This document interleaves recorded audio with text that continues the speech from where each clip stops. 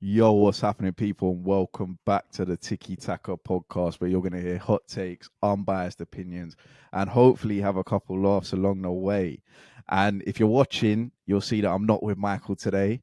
We've got our very first guest appearance. Jeez. And Ahmad, I do have an intro written here if you wanna hear it. So keep it PG. joining me today, I've got a massive Chelsea fan who moonlights as a part-time Leicester fan. Someone who thought Dizazi was a better signing than Declan Rice. Someone who thought Mason Mount would be the best midfielder in the world one day. And he's also Bruno Fernandes's biggest hater. Ahmad, it's good to have you on. I'm quite excited to be on. I can't lie. I feel like that's a very good introduction. Yeah. I was reflecting on the Disasi take earlier, and I was like, you know what?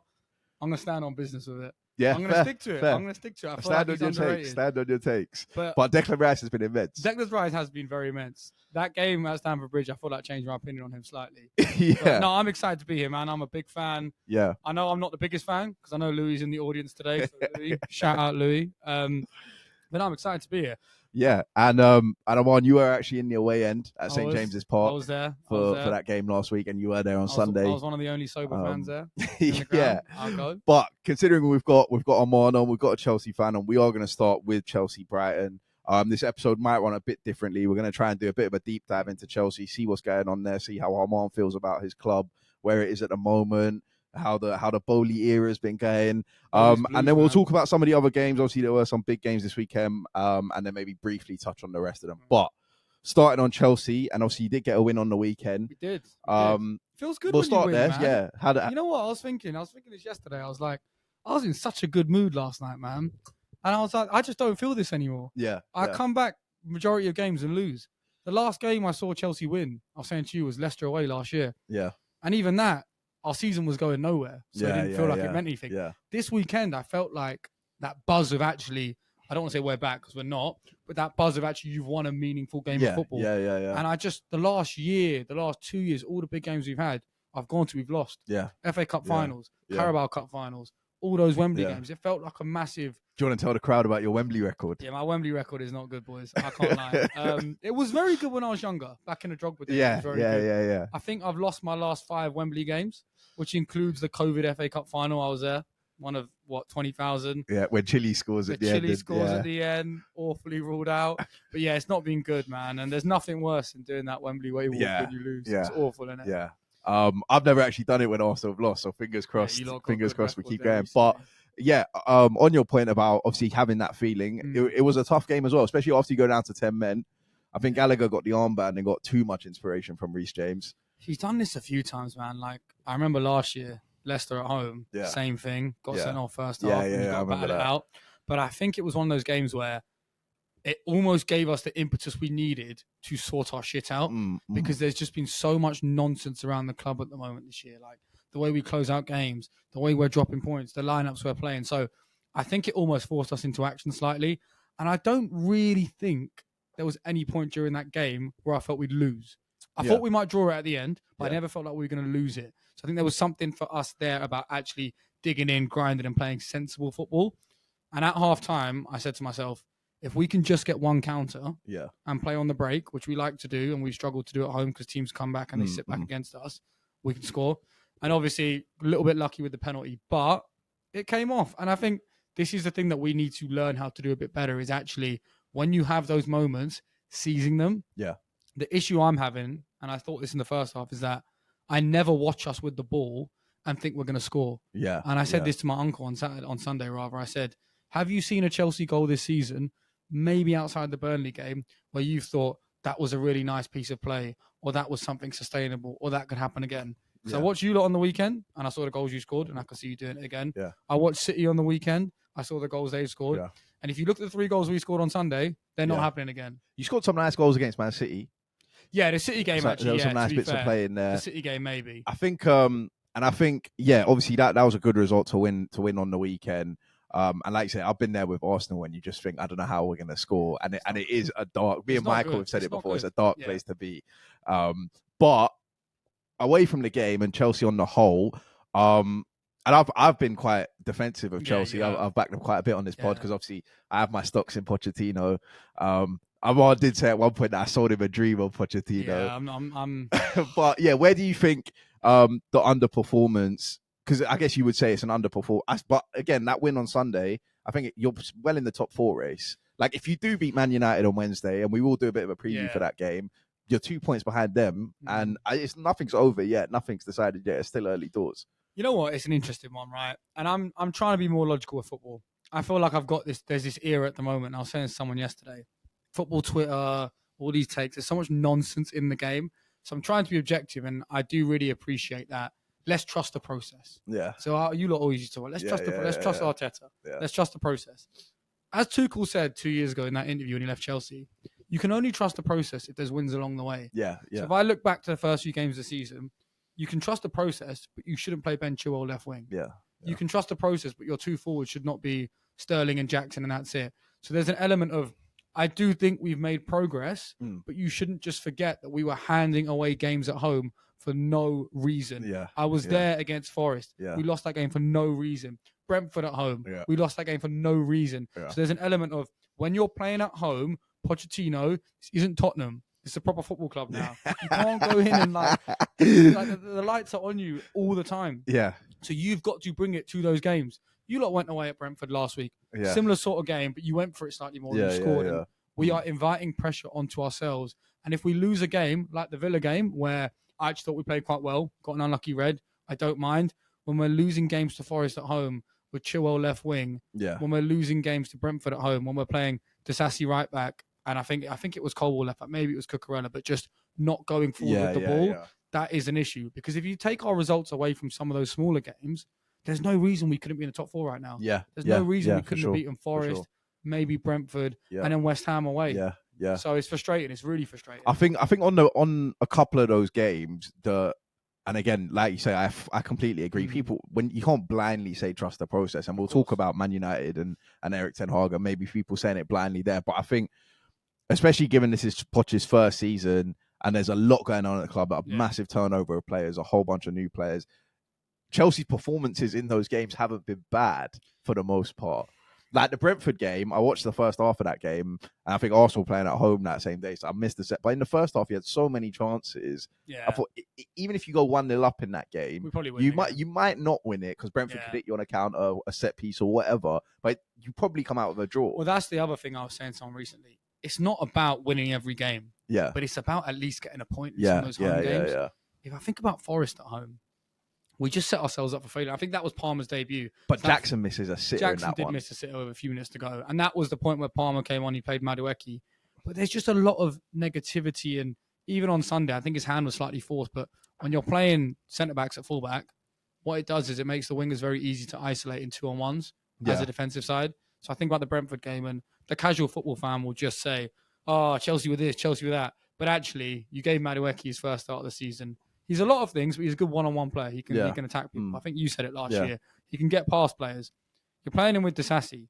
So Disasi's not going to overlap him. Yeah. Disasi's not going to come back and make an option. So every single time, Brentford just doubled up on him. 2v1, And I think at one point he hit the bar in the first half. But it's small tactical things like that when Gusto is sitting on the bench that cost you games. Yeah. And then we ended up conceding from that side. Yeah. Disasi lost the header at the back post to Pinnock. And it's small things like this which are marginal gains which are costing us. I think Poch is learning that. I think he's also learning which players he can trust and where because Gallagher's been doing a bit of a shift out on the right recently. Which I know you're not happy with. But I wanted to ask, if you were to assign a percentage to how much Chelsea's underperformance this season so far is down to Poch and how much is down to maybe the lack of quality in the squad, how would you split that percentage? It's a really good question, actually, because we played, 13 league games? Yeah, 13, 14 now this weekend? 14 off this weekend. I would say in 4 or 5 fixtures, we maybe could have got a result that we didn't get had Poch made small tweaks. Okay. I'm going to list them off the top of my head. West Ham away, I think, was 1. Forest at home was 2. Brentford at home was 3. I think Bournemouth away, we could have gone for it slightly more. Yeah. So maybe it's 4 games, actually. Maybe I'll leave it at 4 games. So maybe I'm talking like what? My maths ain't too good here. That's but 12 points. Yeah, 12 points, 30%. Yeah. I think in terms of quality of the squad, I do think there is quality in the squad. Yeah. I don't always know if we're picking the right players to provide that quality. So that's why I put a bit more on Poch. Yeah. Because Gusto, obviously quite raw, has attacking quality. Colwell is obviously great, but he's not a left back. So there's small things like that. But I do think there's quality in the squad. Yeah. Even yesterday, I was thinking it when we were going forward. A lot of people say Sterling's not been good for Chelsea, and I know he had a bad year last year, but every time he plays in the front line, I do feel like he's going to get a goal or an assist. Yeah. And the same thing happens constantly. Even yesterday, when he gets the ball, he looks like something's going to happen. Yeah. When he runs at defenders, he just looks logical, and he just does so many sensible things. And when you're playing against sides like Brighton or Brentford or those kind of sides who maybe have a bit of an experience at the fullback position, he kills them. Yeah. Arsenal at home this year, as soon as Zinchenko was on, he sent him shop. It was only when Tomiyasu came on the game changed, and it's just get hooked at half time. Yeah, it's giving those players the time and the freedom to do that. Yeah. So I think also another guy who played well yesterday, who I think has shown under Pochettino that he's come on a fair bit, is Mudryk, who at times this season I think he's looked quite good in certain games, and I thought there were times yesterday where he had good touches, he had good like spaces to play in, and I think Pochettino's coaching that team to eventually. I think Wednesday's a big one, because if you go to Old Trafford and you win, I think a lot of Chelsea fans will get on side with Pochettino and what he's trying to do. But if you go there and you lose and it's maybe not a great performance, I think it could go the other way. Yeah, the Mudryk one's interesting. So my mate Louis, not Louis, who's watching this, another Louis, sent me a picture today of Mudryk doing like a little quote, and it was something along the lines of, "It makes me so happy when the fans cheer for me." And I almost feel like he's getting the Werner treatment slightly, which is we get really excited when he does something great. Yeah. First half yesterday, I watched him and I just thought, you're not showing me anything, and you've been here for nearly a year. But then after that, he did a few good things. Like he took Veltman down the line, he put in a good ball. He's that nice little Hazard S-turn on the halfway line. Even for the goal, I know it was a bit of a bad touch by him, but he was getting at players. Yeah. And I think it's just back to basics. You're a winger. We always talk about it, don't we? Make them dance. Run at him. Do Harvey something. Barnes. And he needs to have that confidence. But one thing that he needs to get rid of in his game is that first touch thing. Yeah. And we say it a lot in football, and I think there's a bit of a racial element with it at times. We talk about who's a clunky player. I've not heard anyone tell me that Mudryk's clunky yet, and he is very, very clunky. His touch is loose. He's constantly losing the ball. He's just so raw around the edges. But I do think at the same time, he's improved. Yeah. But I also, on the Mudryk thing, just think, how many chances has he been given this season compared to Madueke? Yeah. No, I agree. Madueke has started one league game. And I think he played okay in it against Brentford. Maybe could have done a bit more, but Mudryk has been given chance after chance after chance. And I don't think they're that different in terms of quality. Yeah. I think it's quite similar. I think Mudryk maybe poses more of like a threat to the opposition just purely because of his speed. Yeah. Whereas Madueke, like you say, he's a bit more of a technical winger, can go both ways as well. He looks good for England on the top. I know it's not the same level. Yeah. There must be something there. Yeah. Well, so on this, another thing I wanted to ask you, because I don't know how many times, I don't know what the stat is. Probably quite interesting to find how many times Pochettino's played the same 11 this season. Good question. But what would assuming you had all your players fit, what would your starting 11 be? It's a really good question. And I'm going to give credit to one player in this who I slag off a lot. I've been giving Ben Chilwell a really hard time recently. Yeah. And I think he's victim of being played out of position and me becoming frustrated at him as a result of that. Yeah. Because I can't remember the last time I saw Ben Chilwell playing a back four. Can you? I generally can't remember it. Tuchel times, obviously, he was a wing back. Yeah, he was bought as a left back. Yeah. He was not bought to go forward. He was bought in that Leicester side for being, I don't want to say like Ashley Cole-esque, but a little bit defensive IQ minded. So I would start Robert Sanchez in goal, because I actually don't think he's been as bad as people say. So yesterday after the game, someone said to me, he was awful. He was our worst player. And I was like, what game did you watch? Yeah. Like, he was coming out, claiming crosses. He was building from the back. He looks like he's going to make a mistake quite often and has made a few, but I think it's a no-brainer. We don't really have many keepers. Yeah, he's miles better than Kepa was. It's not even close. Yeah. Kepa's at Real Madrid, man. I know, he's not playing though. He's been injured for quite a while. It's probably why they're doing well. I think right back has got to be Reece James. Yeah. But that guy needs to fix up, man. Yeah. I'm such a... I think you got to speak on it. I'm such an avid Reece James guy, and I do still think at his best, he's probably the best right back in world football. And I know we're going to go on to Trent later, but I just think they're different type of players. So I would start him, but you need to show some maturity as a player. That Newcastle red, when he's beating the man and he just tired legs, goes back against Anthony. It's not good enough as Chelsea captain. And I think you said it the other day.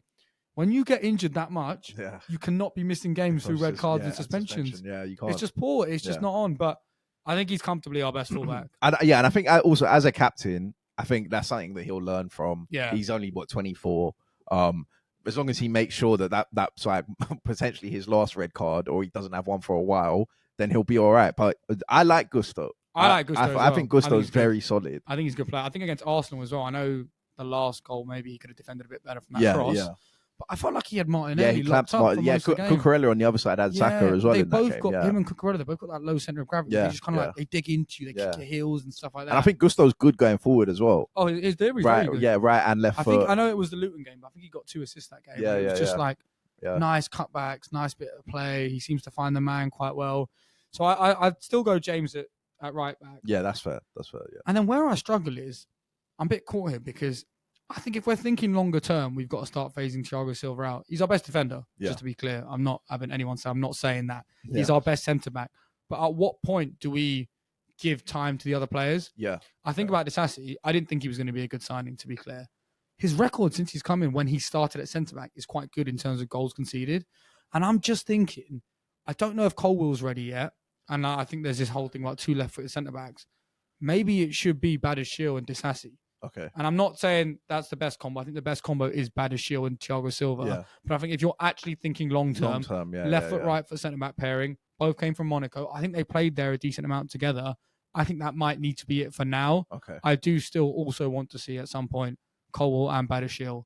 So to make sure I'm answering your question properly, Badiashile and Thiago Silva is our best combination. Yeah. But I think Badiashile and Disasi should be our combination for the foreseeable. Yeah.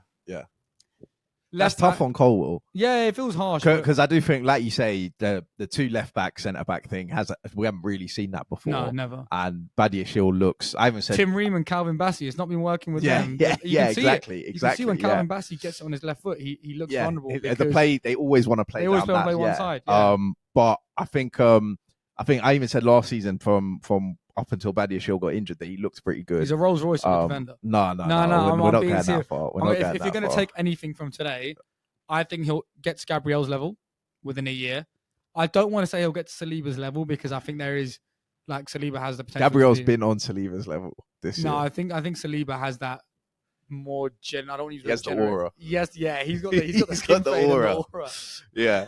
He's got that. But no, Badiashile is very serious, man. Honestly, the way he's just come back. He's a good player. He's a good player. I would never swap him for Gabriel. But did you see his assist yesterday? Yeah. What kind of centre he'll back never is do doing that again.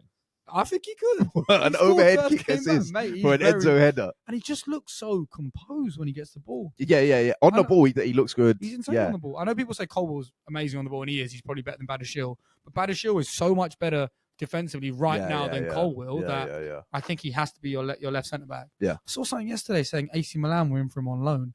Why on earth would we loan him out? For Colwell or Badiashile? No, for Badiashile. Yeah. He should be starting centre-back. I think Poch knows that as well, because literally as soon as he's come back from injury, Poch has kind of put I don't know if he should have played him at Newcastle, though. I felt like that was a bit like first game back properly, other than the Carabao Cup. But if he's a Rolls Royce, then it's calm. Nah, I think you gotta sort the engine out, dust it off, then get it back on the road a little bit. Yeah, fair. Okay, so at left back, I'm gonna go Cucurella over Chile. I feel harsh saying it, but Cucurella's played very well this season. He has. And I think if you've got I think Chilwell's a better left back though, in my opinion. I just haven't seen him play left back for so long. Yeah.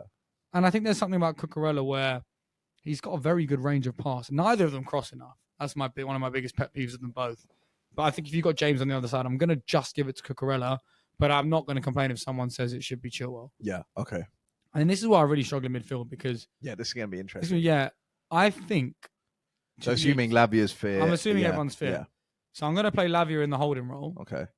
And I'm going to accept there's just a bit of an imbalance going forward. But I'm going to go Caicedo and Enzo. Okay. And it's tough because I don't think we needed to sign Caicedo and Lavia. Yeah. I maybe think we shouldn't have signed Caicedo. Yeah. Because I think Lavia is more of a natural holding mid. And I actually think Gallagher could have been quite a good midfielder with those guys around him. But I'm going to go those three. My concern is you don't get enough goals from midfield, which we don't. Yeah, I know Enzo scored twice yesterday, but I think that was our first goals from midfield all this season in the league. I don't think Gallagher scored. I don't think Caicedo scored either. Yeah. So we're lacking goals. And I think if you are actually playing against low blocks, if Enzo is the guy that people tell me he is, and I think he's very good, so I'd like to see it. Yeah, he should be able to play the pass which gets through that low block. Yeah, in the way that someone like Cole Palmer does. Yeah. So I'm going to go with that midfield three, and I think the front line just answers itself. It's a bit harsh on Gallagher, though, no? It is. I had this conversation with someone yesterday. Just because someone is doing well doesn't mean they're the right answer. Yeah. So if you think about the start of the season, if everyone was fit, I think Gallagher would have got sold. I think there was rumours for him, and he wanted to stay. Yeah, Tottenham were in for him. And I get why he didn't want to go there. But just because he's having a very good season, which he is, it doesn't mean he has to start every game. Yeah, but I think there's definitely, especially from a manager's point of view, there's something to be said for someone that I can put this guy in the team and go out there, and I know exactly what I'm going to get from him. Yeah. As opposed to maybe going with someone who might actually be better, but their level could fluctuate more. Absolutely. I mean, my thing with him is I think he's improved in all aspects of his game. The one aspect he seems to have dropped in quality is in and around the final third. Yeah. Because at Palace, some of the goals he used to score, quick little touches inside. I remember one at West Ham that he scored. West Ham, the one at City away, he was scoring some really good goals. And right now, when he's in the box, he looks very nervous and hasty. Newcastle away last week, ball came out to him, edge of the box. And I think if he was at Palace, he maybe scores that the way he was going. Yeah. But he looks so uncomfortable. He hit it with his left foot and it just dragged wide. And he's not got a goal this season in the league, I don't think. But I think he's a key player in our squad.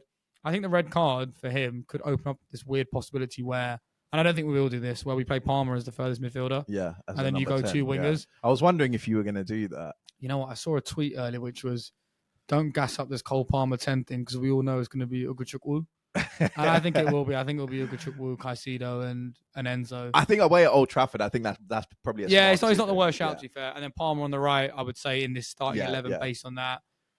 I'd go Sterling on the left just because I think that's his best position.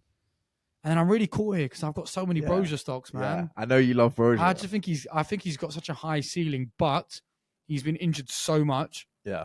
He's only started, 2 games this season. I think he scored in 1.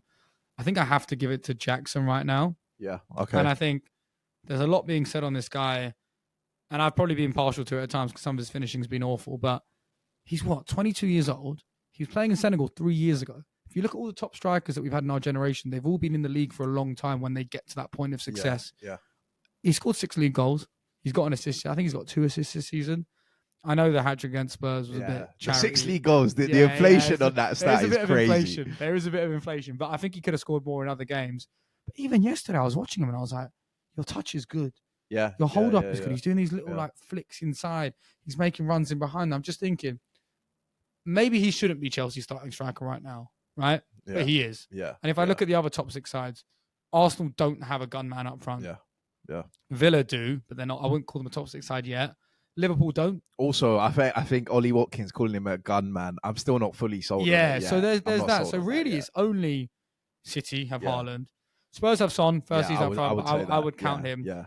And then I think Isak as well for Newcastle. Yeah. And Tony when he's playing. Yeah, but everyone else, there's not many gunmen in the Prem. So if you're going to give me 15 league goals, which he could get, we've not had that since Tammy Abraham. Yeah. So I'm going to take. He's not taking pens either. Let's just say he scored 3 of his 4 pens this year. He would have been on 9, 10 league goals. Yeah. So I think there's just an element there, but I do think long term, I want Broja to start, and I want him to start against Sheffield United. Yeah, okay. Him and Nkunku. I want to see it cooking. I think Nkunku, we haven't even mentioned him. He didn't even put Nkunku in. Yeah, God. I've not seen him. I mean, he's been a Chelsea player for 18 months. How much do you invest in this when Nkunku's going to come back in and be the game changer for Chelsea? He looked good in pre-season. Yeah. But I've just been so scarred by so many Chelsea players over the years that I don't want to get too excited. Yeah. I remember when Havertz came, I was like, this is it. Yeah. I was doing Chelsea United 11s and I was sticking him in over Bruno and I was like, this guy's definitely better than him. But if I went back in time, maybe I wouldn't say that as a 10. But I need to see him. But I think if you play that lineup against most sides, interchange it. If you're at home, maybe play Palmer in the 10 and play, 2 wingers and a striker. Then maybe there's something there. But I'd probably go with that lineup. Okay, cool. And one of the other things I wanted to ask, obviously we touched on Pochettino, how much blame is potentially placed with him. You still trust in Pochettino? Still believe he's the guy that can take Chelsea back to the top, back to where you need to be? I think there's been so much that's happened at Chelsea the last 3 years, right? That I'm starting to have that weird realization that for whatever reason, it was very out of our hands. I'm not going to go into the politics around it all, but it was a very odd situation.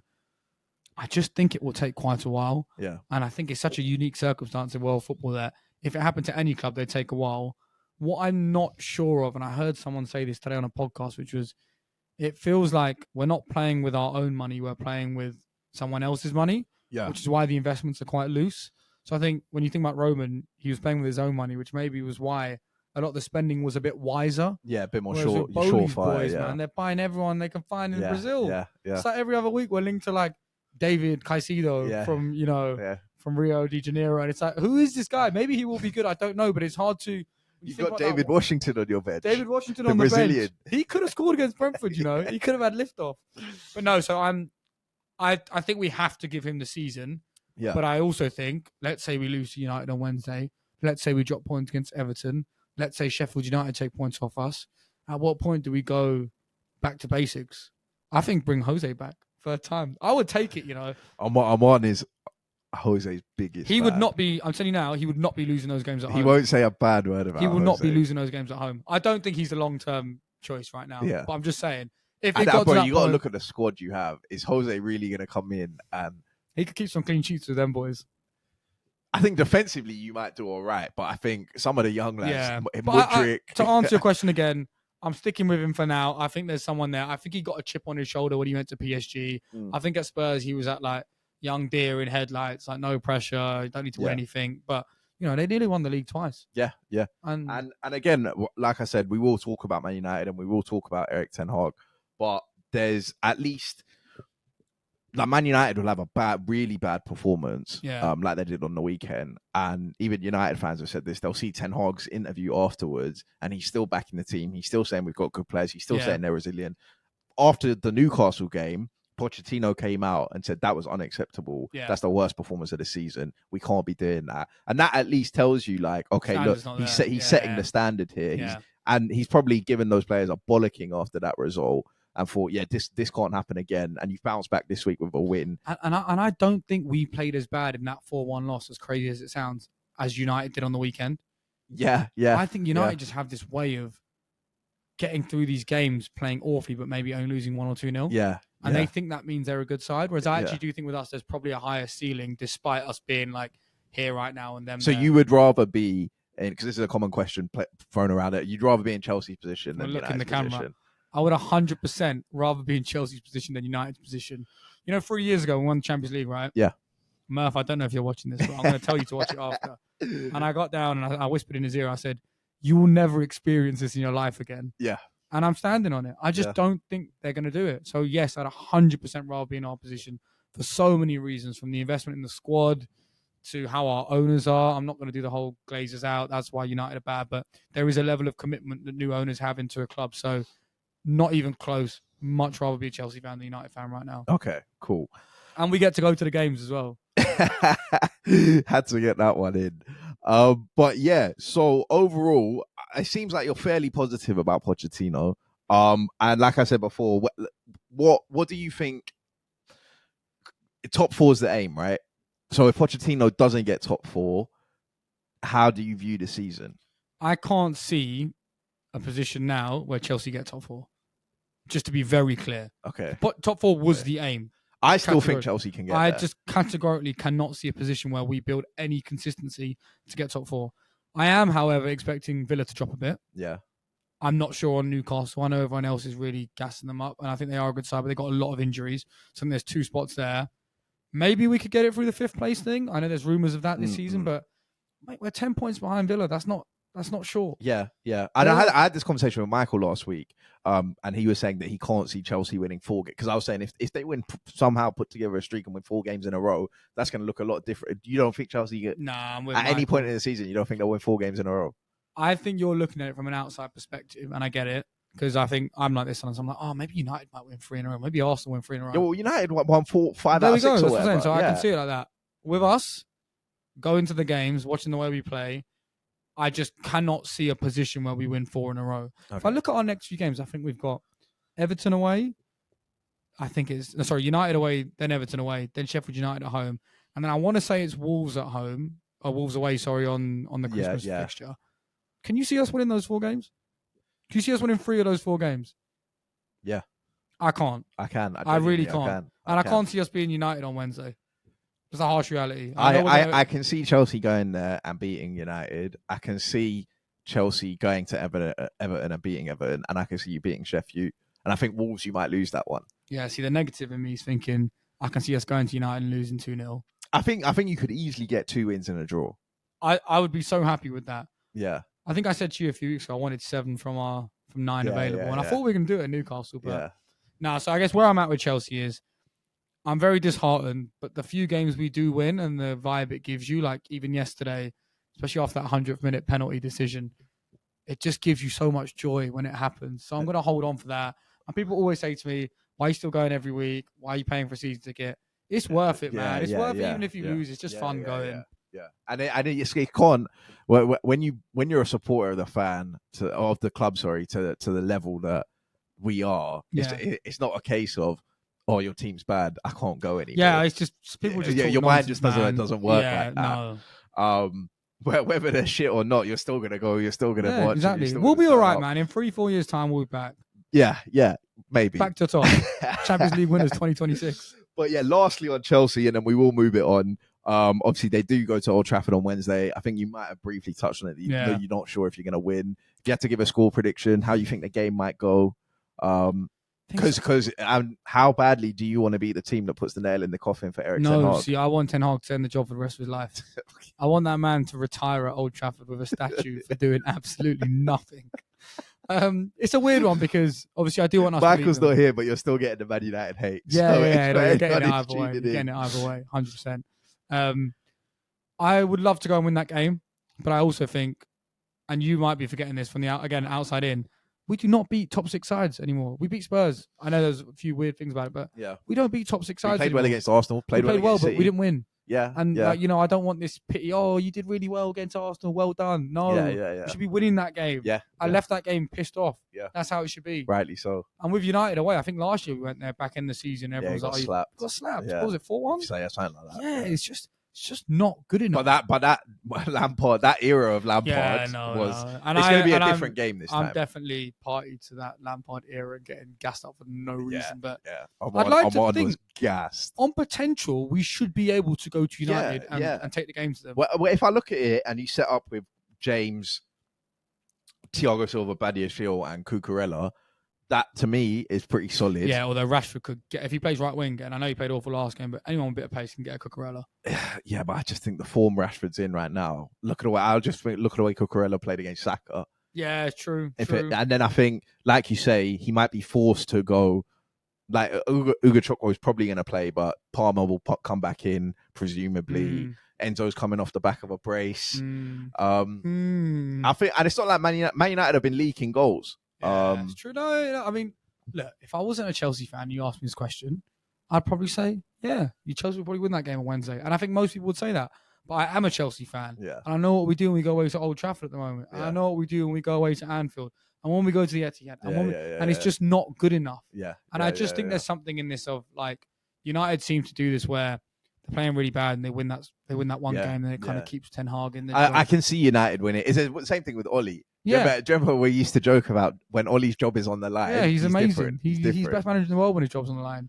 But yeah, no, look, if I'm being really honest, I'm gonna go for a 1-1 draw. I actually wouldn't take it because I think we should be able to go there and win, but I'm gonna go with a 1-1 draw.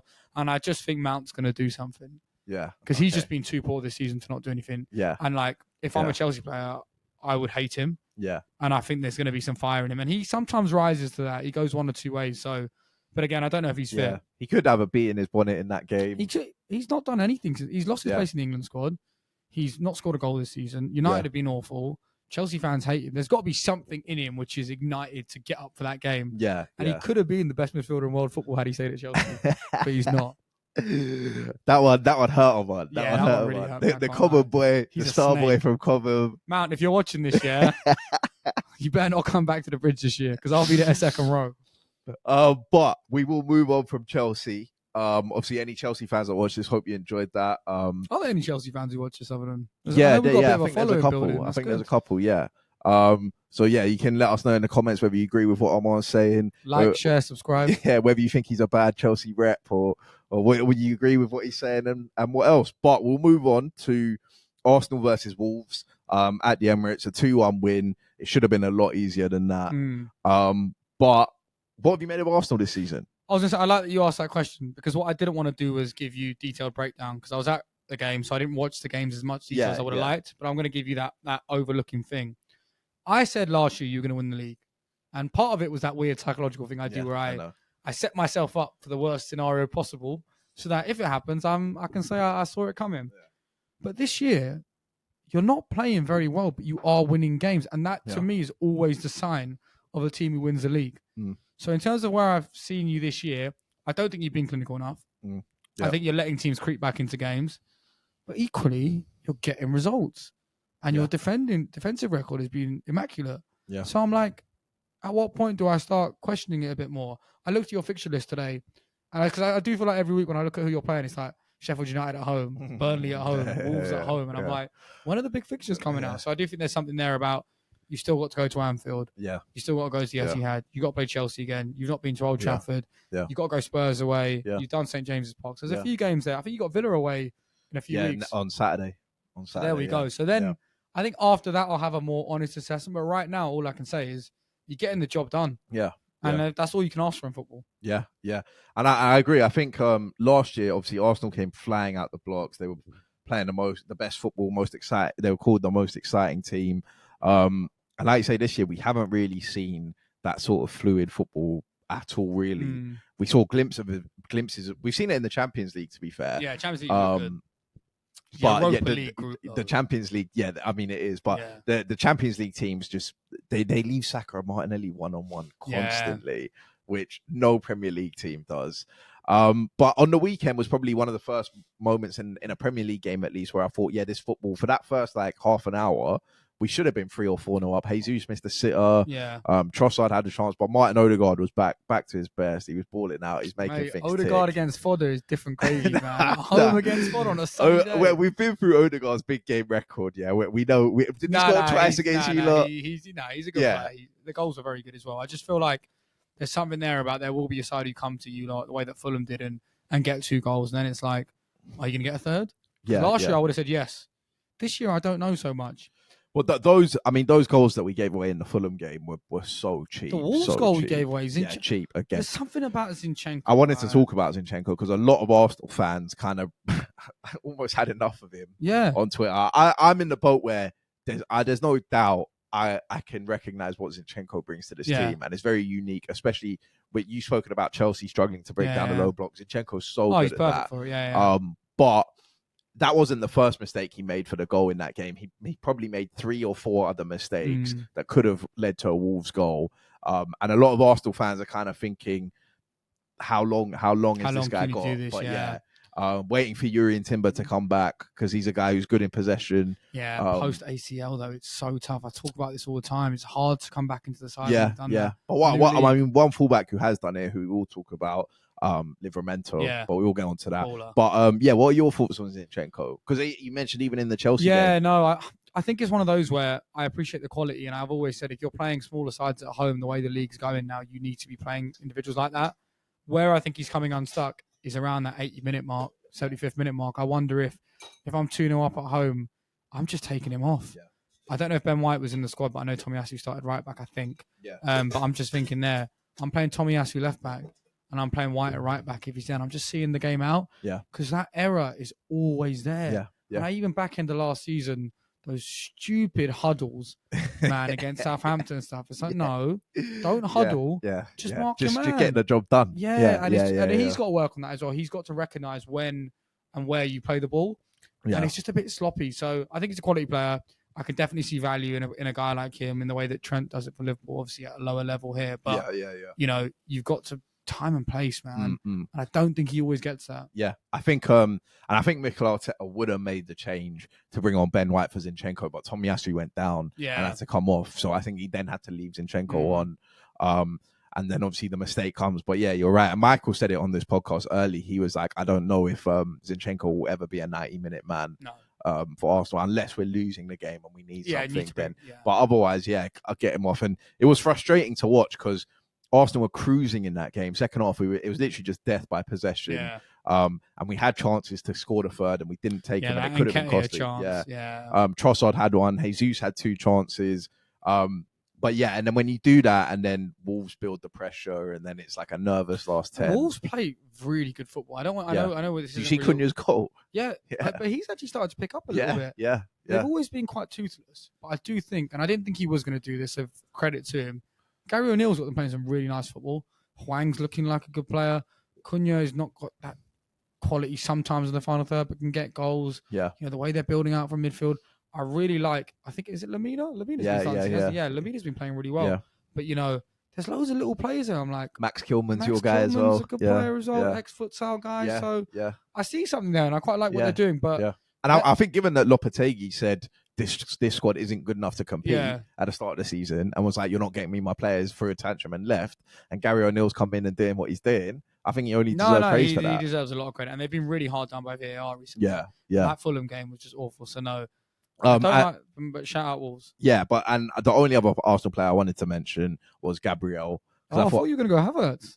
We will talk a bit about that because Chelsea fan, good to get your take. But Gabriel I wanted to mention because we all know Saliba's been great this year. Last season, I've been on record saying that I thought Gabriel had a better season than Saliba.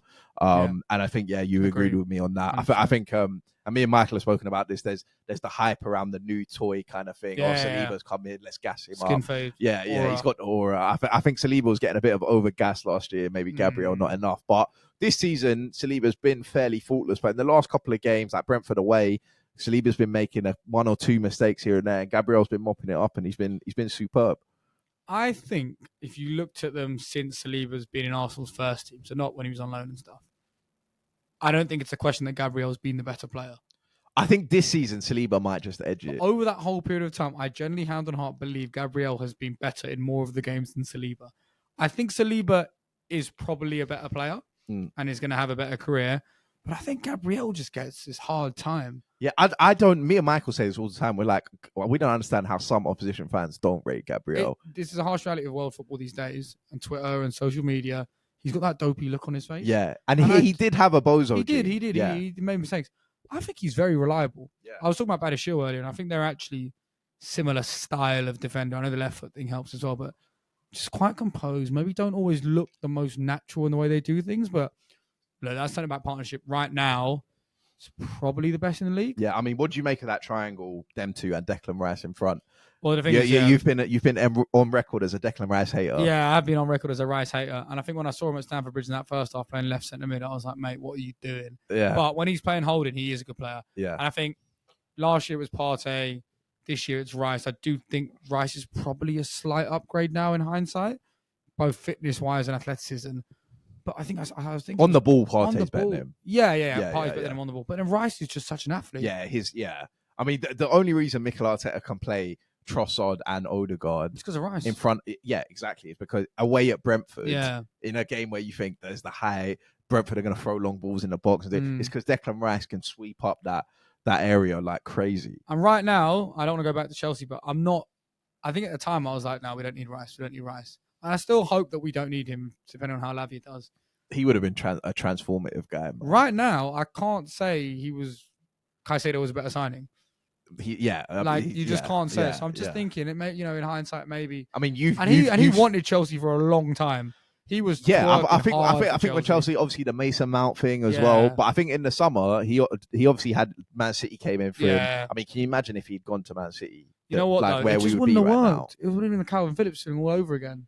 Yeah, I mean, he would have get guarantees about his playing time. But yeah, you've said that like maybe Caicedo was a mistake. No, that Arsenal spine is strong. But yeah, I mean, we're looking at Declan Rice and someone said before he even steps on the pitch, he's a 7 out of 10. Yeah. Because that consistency level, he's been very strong this season again. Being in the league. But yeah, we've spoken about Declan Rice probably almost every week on this pod. So we will move on. Obviously, Arsenal 2 points clear at the top now. Brentford beat Luton 3-1. Not too much going on there. Mope scored. Finally, he's got a few. I think he's got something like 3 goals and assists in the last 4 games. Yeah. He's a rat, isn't he? He's a proper rat. Yeah. I really don't like Mope. I just don't think he's built to be a Premier League centre forward. But his numbers aren't at bad. Brighton were decent. Yeah, his numbers at Brighton were decent. Then Everton was just a bit of a shit show. I think that was proper Lampard, innit? Like, who do we get? Let's get Mope. Yeah. No, it didn't work. But he's doing all right. You know what? In Tony's absence, I think one thing I'll say about Brentford is, and I watched the highlights of the game, they're just all stepping up, and I'm very impressed by it. Yeah. They go about their business quietly. Yep. They don't sign many players. Ethan Pinnock's story is amazing. Yeah. From the fact that he was in lower league football and non-league football before that. And Mbumo, and Mbeumo, like Wissa, I think Jensen, they're all just stepping up Norgard, and getting it done. All of them, So they've got a lot of injuries. Rico Henry out for the season. Yeah. Obviously, no Ivan Toney. Nathan Collins has been missing recently. But on Buemo in particular, he's the one who me and Michael say we look at. I don't know what you think, but I think he could go to a top 6 team. Thing is, when you say go to top 6 team, I think everyone always just thinks Spurs in their head. So if you take Spurs out of the equation, which top 6 team do you actually think week in, week out? Man United. Yeah, but the Newcastle. I don't think for Newcastle. He's not better than Almiron. Is he better than Almiron? Yeah, he probably is better than Almiron. You see what I mean? Things in my head, when I think top 6, I think big 6. Yeah, but that might have to change now. Yeah. So if I'm thinking big 6, but even Chelsea, you'd move Palmer inside, no? No, I'd play Palmer and Sterling over Mbeumo. And why am I even doubting myself? I would play Palmer and Sterling over Mbeumo. But no, he looks like... after he dropped that masterclass at Stamford Bridge, you saw that in the flesh. Yeah, he did. No, I actually thankfully didn't go to that game. Okay. I took a week off that game. Okay. I'm glad. But yeah, there were some poor goals for Luton to concede in that game. I will touch on them briefly because they also come into this next part of the conversation. But Burnley won 5-0 Burnley, at Shef U, their first home win of the season. Massive win for company, but the team that we need to talk about here is Shef U. I mean, how can you go to... I mean, Arsenal beat them 5-0, Newcastle beat them 8-0, but to go to Burnley, a supposed relegation rival, someone who also got promoted, and lose 5-0 is shocking, isn't it? The thing with Burnley is, right, and I know we're talking about Shef U here, but the thing with Burnley is they've played the same style of football they did in the Championship here, and that's what's got them unstuck. Yeah. In this game, it's obviously worked in their favour. So do you think, because we again, this is a conversation, but do you think companies should compromise? Yes, 100%. Yeah. And I was talking, and I don't want to go into them too much today, but I was saying this to my dad on the weekend. If Leicester come up, they can't play the way they're playing in the Championship. You can play it in some home games. You can play it against Luton at home, Sheffield United at home, maybe even West Ham or someone at home, teams who sit back a little bit. You can't play that style of football week in, week out. Yeah. If you look at the old Sheffield United side who came up, they adapted their game. Wilder was playing the wing back side. Yeah. You need to be pragmatic. So in this and you could argue that Leicester actually have more quality than Burnley. Yeah, definitely. And they still wouldn't play that. No, I'd like to hope Maresca doesn't do it if they come up, right? Yeah. But with Sheffield United, they sold Sander Berger in summer, who was their best player to Burnley. Yeah. And there's that element of they probably didn't need to get promoted, but they did it quite comfortably. Yeah. So it's weird because you're thinking... They sold and die as well. You're thinking parachute payments. You're thinking, you lose 2 of your 3 or 4 best players from last season. It's just, you just knew they were going down when the season started. Yeah. And I've heard they might get Wilder in now. I think Beckenbottom, I don't know if he's been sacked yet. But I'm not actually sure if that's been confirmed, but the rumours are that is the first managerial sacking, which I can't believe hasn't come till December. On Thursday, have they got Liverpool? Yeah. Yeah, I was hoping that, I wanted their new manager bounce to come in pre-Chelsea. So Chris Wilder with the overlapping centre-backs again. Bring it back, man. Bring it back. They've not looked Premier League quality, and I think this has been on a lot of football podcasts recently, but the 3 sides that have come this year, they're just so far off the others. Yeah. Luton, I think people are saying could stay up because of Kenilworth Road, but they're not really showing me anything yet. Burnley have looked awful. I was going to ask you, and this is where Luton come back into which of the promoted teams do you reckon has the best chance of staying up? I think Luton, just because of their ground. Yeah. And they're the one team. Yeah, they're showing a bit of fight. They got to draw with Liverpool. Yeah. Obviously, Arsenal go there tomorrow. Who have they beaten this season? They beat Everton at Goodison. And then they won. I think they won one other home game. I can't remember. And they've not played Sheffield United or Burnley yet, have they? They lost to Burnley. Was Burnley's first win. Okay, maybe I'm being a bit harsh then. Yeah, I don't think they've. I think Sheffield United are the bankers. Yeah. But now that Everton have got their points deduction, you never know. Yeah. I mean, they've looked good despite it, but. And I mean, Shef U conceded after 15 seconds. And also, there's nothing stopping me from thinking Bournemouth could get sacked in there. Yeah, I mean, Bournemouth have started picking up results recently. Yeah, I think the only thing that might save Bournemouth is how bad those other 3 teams are. Yeah, I think that as well. I think Forest are safe. I think Forest and above are safe. I think I looked at the table the other day, and I think Forest are like 15th or 16th. So I think everyone else is safe. Yeah. And one other guy that we do listen to and we do speak about, Culture Cams. Yeah, shout out my guy. Man. He said we got robbed of another season of Jamie Vardy in the Prem to see Shef U get beat 5-0 at Burnley. You know what? It's quite true. It is very, very true. And even with the context of that and all the clubs suing Everton, it does make you think, what went wrong. But I don't want to dwell on Leicester last season. Yeah. Because I'm going to get into a James Maddison rant. I don't want to get into one thing. I quite like James Maddison, but I also have I've got that love-hate thing with him. Yeah. But yeah, we will move on to Nottingham Forest versus Everton. Another loss at home for Forest and a big result for Everton. It's a good game, Watch it. It's actually a good game. Yeah. You know who I love? I'm going to stay on it again. Dwight McNeil, man. That guy is very serious. I know people give him a lot of stick for them Burnley days, right? Yeah. He's a proper winger. None of that bullshit cut inside nonsense. Get down the line, put the ball in the box, beat your man. Yeah. He does it. His finish on the weekend was unbelievable. And even first half, I think he went on a good run. I think Murillo cleared it off the line. But they have got a decent side. Yeah. And, if it wasn't for the points deduction, they'd be quite comfortable. They'd be like, what? They would have been above Chelsea before Sunday. Yeah. So credit to Dyke. I mean, I think there's something there. I'd like to think they stay up. And there's something about Everton, even amongst all their nonsense. I've always quite liked them. Yeah. As just kind of I think it's probably because I don't like Liverpool quite a lot. But no, I thought they looked good on the weekend. I think Forest in that position where they know they're going to stay up. Yeah. They've got the most fucking streets won't forget team ever, or streets will forget maybe actually with some of them, but they're just lacking quality. They got your boy. They got my boy Cho. Callum Hudson-Odoi. He doesn't start, man. Yeah. They need to free him. But without Elanga's been balling. Without Awoniyi, they just don't look like a threat going forward. Yeah. And I think it's problematic. But again, they've got some good players. Yeah, Morgan Gibbs-White looked good on the weekend again. Murillo looks like a good player. So I think they'll be comfortably safe. And I think it was a solid defensive performance from Everton as well to go away from home, keep a clean sheet. I think they should have won 2 or 3-0. Yeah.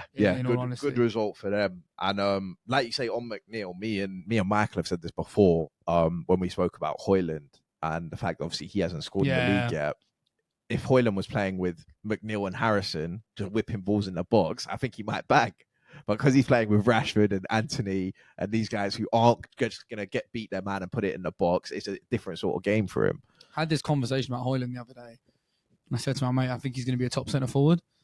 And then it went to that classic conversation of what you think he's going to be as good as Haaland. No, not everyone has to be as good as Haaland. There's just you just differentiate them. His movement is quality. Yeah. I watched him in the Champions League. I know they've been losing, but his box movement is quality.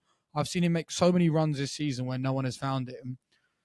But having said that, and again, it's similar to the Jackson thing, but with 8 less goals and assists in the league this season. Yeah. When you aren't scoring and you aren't getting assists and your team are losing and Martial is coming and starting ahead of you, it is not looking good, bro. Yeah. It is not looking good. But on that point, we'll talk about Newcastle, Man United, because Man United got absolutely dominated. 1-0 was just such a flat result. Yeah, it could have been anything more than that. And we will start with Newcastle because I think they deserve their praise. I mean, they're beating Arsenal, Chelsea, and Man United at St. James's now. And Anthony Gordon scored. He scored against Liverpool. He scored against Chelsea. What was Bowley cooking? Bowley wanted him for 50 mil. Cooking? Yeah. I think it was actually, you know what? I'm going to give him some credit here. Tuchel was manager at the time and everyone was slating him, including myself. But again, maybe he would have been another one of those players who joined Chelsea and didn't amount to much. Because again, there's less goal assist pressure, I think, at Newcastle than you might see at somewhere like a traditionally big side. But they look very solid. They've got a lot of injuries at the moment. They're getting results. And I think there was a point this year when I was like, are they going to drop down a little bit? Yeah. But they're doing all right. Yeah, they're picking up their results. Starting that 17-year-old. They're starting line up at the moment. Yeah. It's not amazing. It's it's Fredbear. Jamal Lascelles in it. Post ACL ligamento. And that's why I don't want to hear any Man United fan talk about injuries. No. Because Newcastle had the same 11 play in Paris. Yeah. And they should have won that game. Yeah, for 90 minutes. Didn't make any subs and played the same 11 against Man United. Yeah. So it's not even about injuries. And I think on the Anthony Gordon thing, I think Eddie Howe takes a lot of credit for that. For the way he's developed his game. Like you say, I don't think it's a case of Anthony Gordon could have gone anywhere and he would have been the same player. Yeah. I do think Pochettino would have improved him, would have made him a better player. But I think, what the work Eddie Howe's done, I'm real. And like you say, Lewis Miley, 17-year-old. You know, last week, Chelsea, I don't want to change game, the Chelsea game. That pass he played under pressure, man, that was cold for a 17-year-old as well. Just like 3 or 4 top centre-halves rushing at you. Badishill's rushing at you. I think Thiago Silva rushing at you. Just slipped it through. So, nice fair play to Newcastle. I still need to see them progress this season a little bit because I think they over-exceeded expectations last year. I don't know what their Champions League fate is going to look like in the last game, but I think actually they've been really harshly done by. But they look comfortable against United side. And again, I'm going to go into it on Man U, but they win the games you kind of expect them to win. Some of those home games, they do it uncomfortably, but they do win, like Luton, Brentford in the last minute, Forest at home. Yeah. But when they lose, it's just so comfortable. Like, they've won 8, lost 6, but their losses just feel so powerful. Yeah. Even when they went on that win streak, they lost 3-0 to City. Yeah. Yeah. So it's just there's that element of at home as well. I just don't see where they're going. But I mean, on Man United, quickly on Newcastle, I do think at the moment they're the most likely team to get that 4th spot. Yes, I think at the moment they do look the most well equipped. Obviously, with the injuries and everything, I did think they would fall off. Yeah. What are you going to say, Spurs? No, I'm thinking, what do you think about Villa? I know we're going on to them in a bit, but do you not think they could keep this up? Their home form is immaculate. Yeah.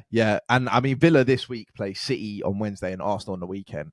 So if they get something against you, that's a tough fixture. I mean, if they pick up even 2 points, get 2 draws in those games, fair play. Yeah. But I think when I look at the teams and I look at the squads, I think Botman's back in training as well. Yeah. And Lascelles has been great since he come in, but obviously Botman is a different level. But on Man United, and like we say, we talk about their record and stuff, but I think firstly we'll talk about Erik ten Hag and this record away at the top 9. It's awful.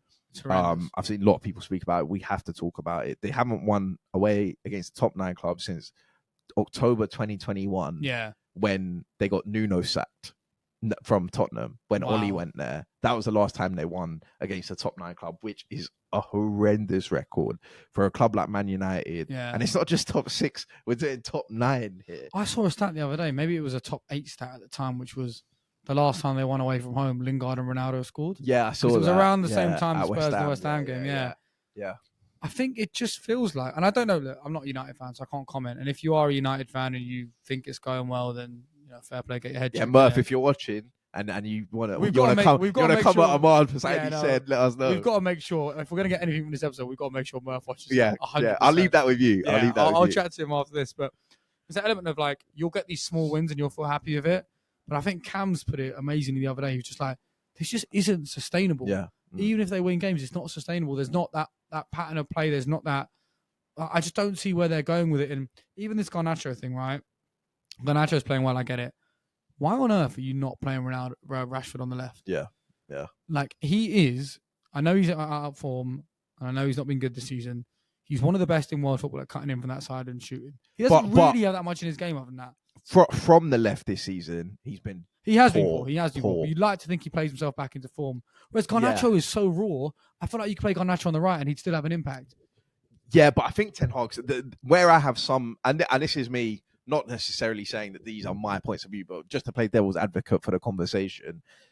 If I think there have been points where Ten Hag's tried, I think at the start of the season, for the first 2 games, I remember that when they went to Tottenham as well, he had Rashford on the left and Garnacho on the right, and Garnacho was they bad both on that side as well. So then I think he's gone, okay, bring Garnacho out of the team, play Rashford and Anthony. And we've seen how bad Anthony's been. So now he's gone, okay, I'll take Anthony out of the team. I'll move Rashford onto this side and put Garnacho on that side. And it's been working of recent weeks. But, I mean, in terms of results, I don't know about performance. They've had a crisis on that left wing. Because everyone they sign seems to want to play on the left wing. Yeah. They scouted Sancho for what? We talk about this all the time. Yeah. They were scouting him for like 3 years. And you're actually one of Sancho's biggest supporters. Yeah, man. You've been defending Sancho. him a lot. Yeah.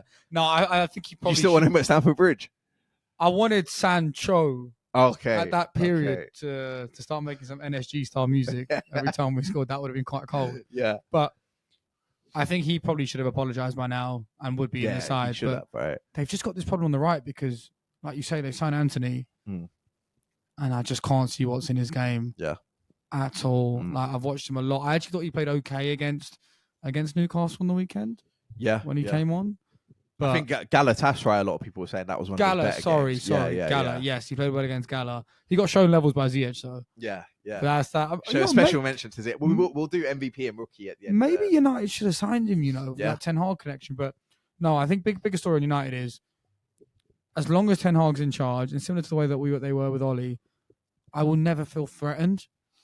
And as a football fan who, growing up, you saw loads of great United sides, I'm quite content with that. So what I said to you the other week, when United win the odd game, it doesn't really bother me because I'd rather him stay in the job. Yeah. Because I think there will inevitably come a time where they get rid of Ten Hag and they might get in someone serious.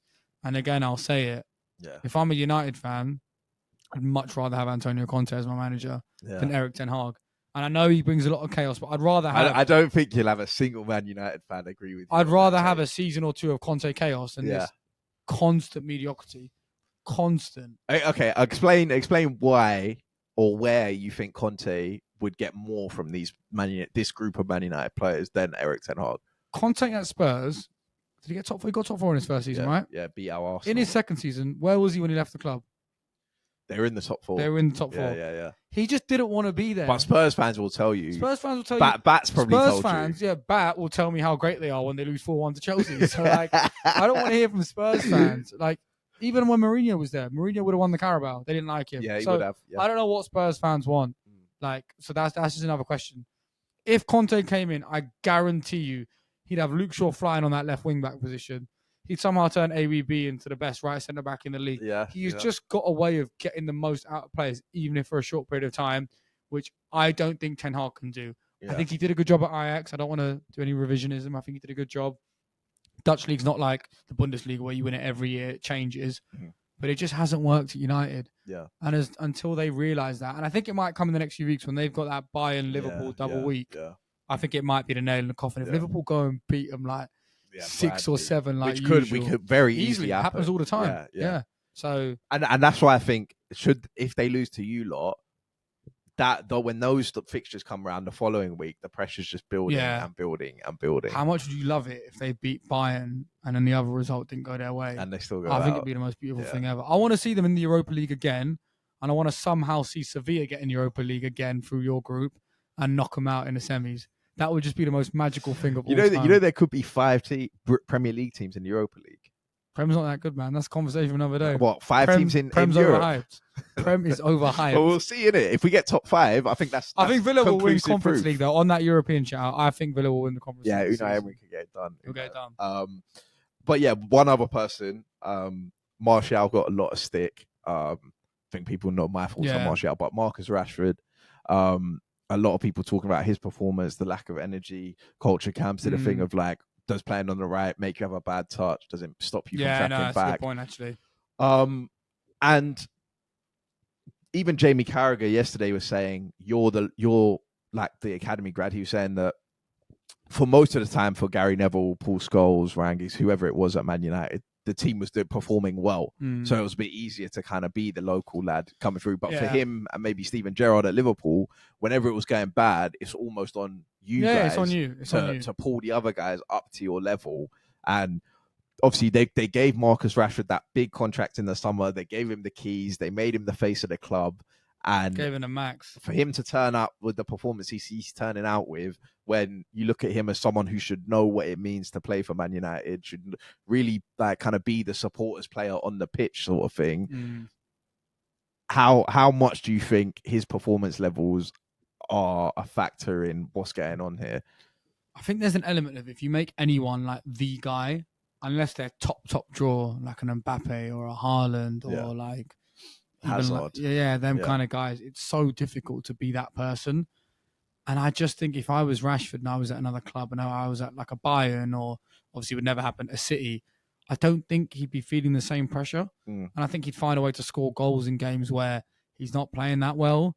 So I think there's this element of maybe he isn't the level you have to be. Actually, I say maybe he isn't the level you have to be to carry a side like that. Even in all his best years, he scores a lot of goals in the Europa League. And it's not, it's not his fault. You can only play who you're up against. But if you think about the Hazards, the Salahs, the Mahrez at Leicester, and maybe even some of his time at City, there's just a quality difference, isn't there, when you get the ball out wide? And I do feel for him sometimes. I think he's never played in a good Man United side. Yeah. I think he had that one side. I think he was in this side he was breaking in when Zlatan and stuff were there. Yeah. He was just breaking in. But you're this local lad, you stayed loyal to the club. Obviously, they've been paying him well, but he's probably just pissed off, man. Yeah. Do you think he's given up with Ten Hag? Because I don't think he's given up with Ten Hag. I think he's given up with the shit around him. Like when he looks to his side and he sees like Palestri coming on, Anthony doing his stupid spins. Would that not piss you off? Yeah, if a man came to your pitch, your local club, and started spinning on the pitch, would you not get angry? Yeah, but it doesn't change my work ethic on the pitch. I think it would. No, I can't excuse. If Rashford, I went to the office tomorrow, and someone started spinning in front of me, I would not do my job. I don't think you'd be making that excuse. No. Look, you should. Reece James can't look at, I don't know, maybe whoever it is that plays. Let's say it's Madueke or whoever, and say, "Oh, they're not doing their job, so I'm not going to do mine." No. Of course, I think there's just that element of frustration, though, isn't there, when you're the guy? Like, yeah. And I think he's got that, but I do think he's a good player. I do think he'll find his way back into form. And I do think they should still play him on the left. Yeah. And I know I'm just going to stand on that. I would never change my opinion on that. Yeah.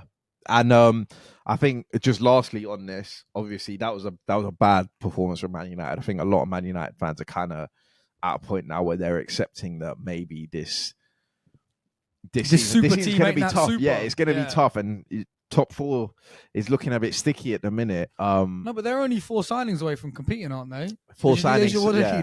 A fullback, a centre back, a centre mid, and a striker, and they'll be calm. So it's all good. 4 signings away from 4 signings away. Yeah, non-stop. But yeah, one person who briefly mentioned earlier in the pod, but I didn't actually mention him in this segment, who might be the best right back to come out of Cobham, Tino Livramento.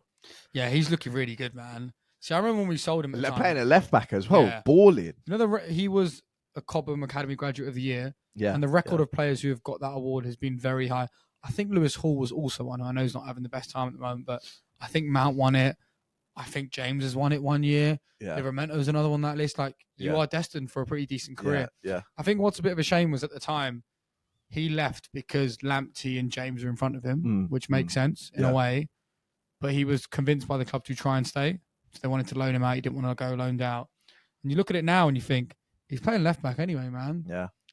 And post ACL, he's looking so good. And I think that transition from Trippier to Livramento, obviously Trippier's at the top of the game right now, but it's looking pretty seamless. It looks like very good business. What was he? 30 mil? They signed him from. And he was post ACL, so they took a bit of a risk on him, actually, didn't they? Yeah. But I watched their game in Paris, and you said he was ridiculous. For him to just turn up Champions League, Parc des Princes, and just basically be one of the best players on the pitch. If he can stay fit. Again, he's one of those where I feel like his ceiling's very high. Yeah. They've got a lot of quality. I'm not convinced he'll stay fit, unfortunately. I think this happens with a lot of footballers where they come out and they look so good and they just constantly get injured. So, but all the best to him. I look, I like Newcastle a little bit. My girlfriend's family, all Newcastle fans. Yeah. She claims to be a Newcastle fan, but I don't buy it. But fair play to them if they do well. Yeah. Shout out Katie. Katie. But yeah, I think I think what's impressed me about Livramento is that he's just how seamlessly he's come into the team, and he seems to be. I mean, he looked good at Southampton, and obviously, like you say, he is a bit injury prone at some. But I heard Maya say he was just like quite honestly, like I don't know how Chelsea didn't put a buyback in there.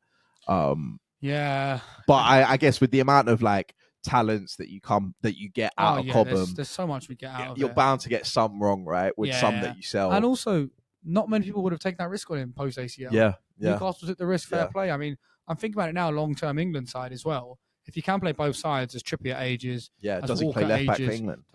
Other than Luke Shaw, Chilwell's not been in the fold for a bit of injury. Maybe he's the guy who goes in and plays either side. So no, it's a great move for him career wise, and I think he'll do well.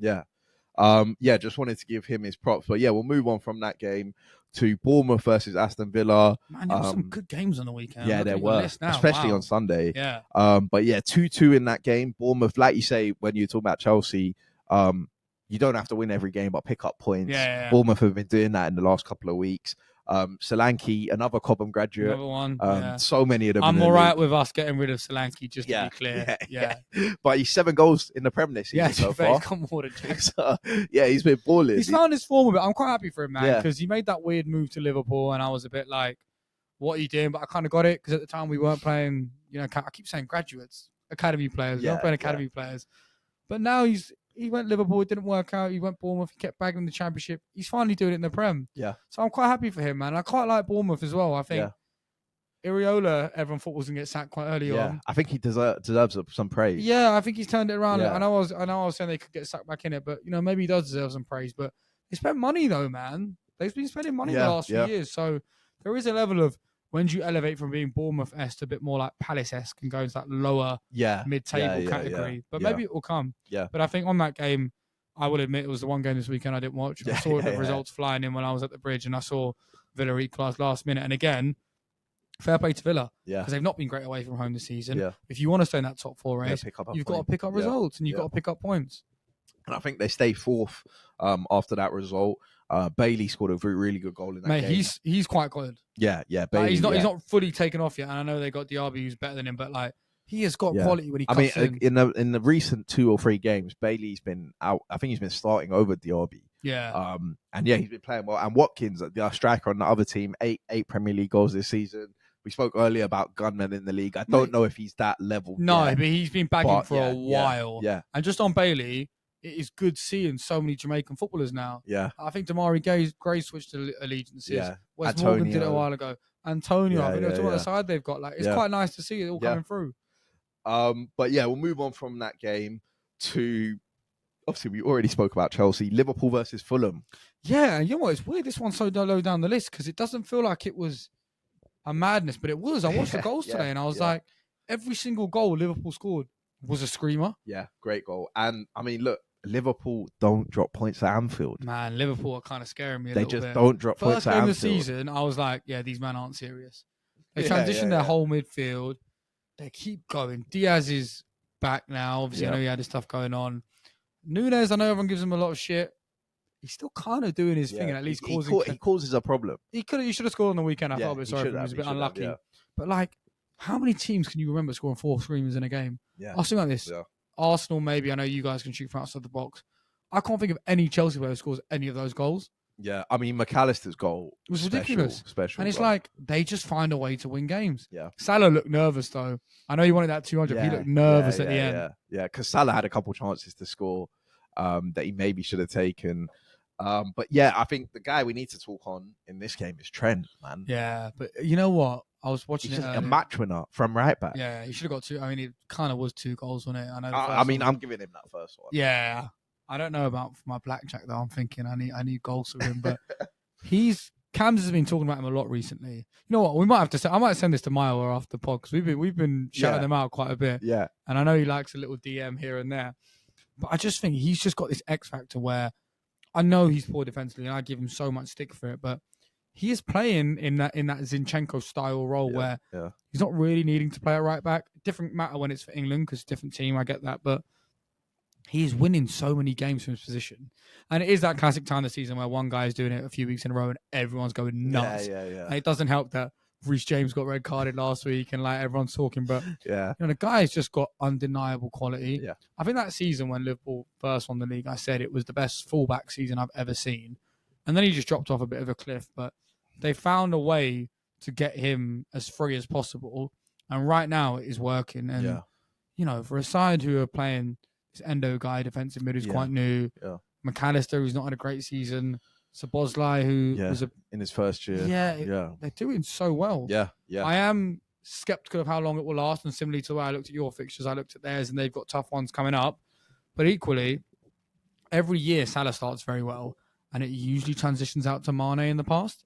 Now I'm thinking, can it just be shared between Diaz, Jota, Nunez, and a few others? Does he need to hand it over in the way that he had to do previously? And they're still about, man. They're title contenders. I'm going to give them that. They are title contenders right now. They are, for sure. My dad said start of the season to me, he went, I said, who do you think will win the league, whatever? I was thinking he was going to say Arsenal, City. He was like, Liverpool. So why are you thinking Liverpool? I was like, they were awful last year. He was like, Amon, how do you win a football game? I was like, you score goals. He went, exactly. He went, they've got Jota who can score. They've got Salah who can score. They've got Nunez, Diaz, Gakpo, like Trent even now. Szoboszlai, there's so many players who get goals in that team. They just find a way to score goals every time. So I kind of get what he was saying. Yeah, I mean, the firepower that they have up top is ridiculous. Like, and it will bail them out of games. But the only, like you say, I'm not fully convinced. Even they're definitely title contenders. They'll get top 4 easily as well. They'll be there or thereabouts. Especially if they go and get like a top quality holding midfielder in January, they could definitely win the league. But I just think. And people always say this, and I think you said this before as well. Like, your attack wins you games, but your defense wins you titles. Yeah. Like, everyone always says that. Like, Liverpool can't keep consistently win games 4-3 or 3-2, and that's where I think Arsenal are in a better position this year than they were last year. Even though the football hasn't been that good, because we do look very solid. Michael's been on record saying that he thinks we're the best defense in the league. Obviously, at the moment, the stats and stuff Pep's show doing that. Some weird stuff this season, man. So, but when Arsenal set up with Ben White, Saliba, Gabriel, and Tomiyasu, it's locked off. The defensive IQ is very high. in front. So that's the only thing. But given the attack that they have, you just know that they're going to bury goals. I'm gonna ask you a question there because you said something which has probed my interest. You said if they sign a top class defensive mid, who is that in world football right now? If they get João Palhinha, yeah, it's a really good shout. If they get João Palhinha, and that's you know what? Yeah. That is such a feasible transfer. Yeah. I wasn't even thinking because the buying stuff's gone cold. Yeah. I think he could be. Fulham have run their cause. Yeah, and I think he could be. And let's not forget, Liverpool are about to spend 115 on Caicedo or whatever. Done it, man. So they've got the money there because they didn't spend that money after that. So even if João Palhinha's price tag is at 90 million, and he's similar to Declan Rice in this, I don't think he's as good as Declan Rice, but he's similar in the sense of he's an athlete that can cover the ground. So you could play him with Szoboszlai and McAllister in front or whoever, and he will be able to cover the ground. And I think he's a big one that they could be looking at. Yeah. But other than that, I'm not too sure who could. I mean, really... you know what? I will just say on Liverpool, I give Klopp a lot of stick, and I will continue to do so.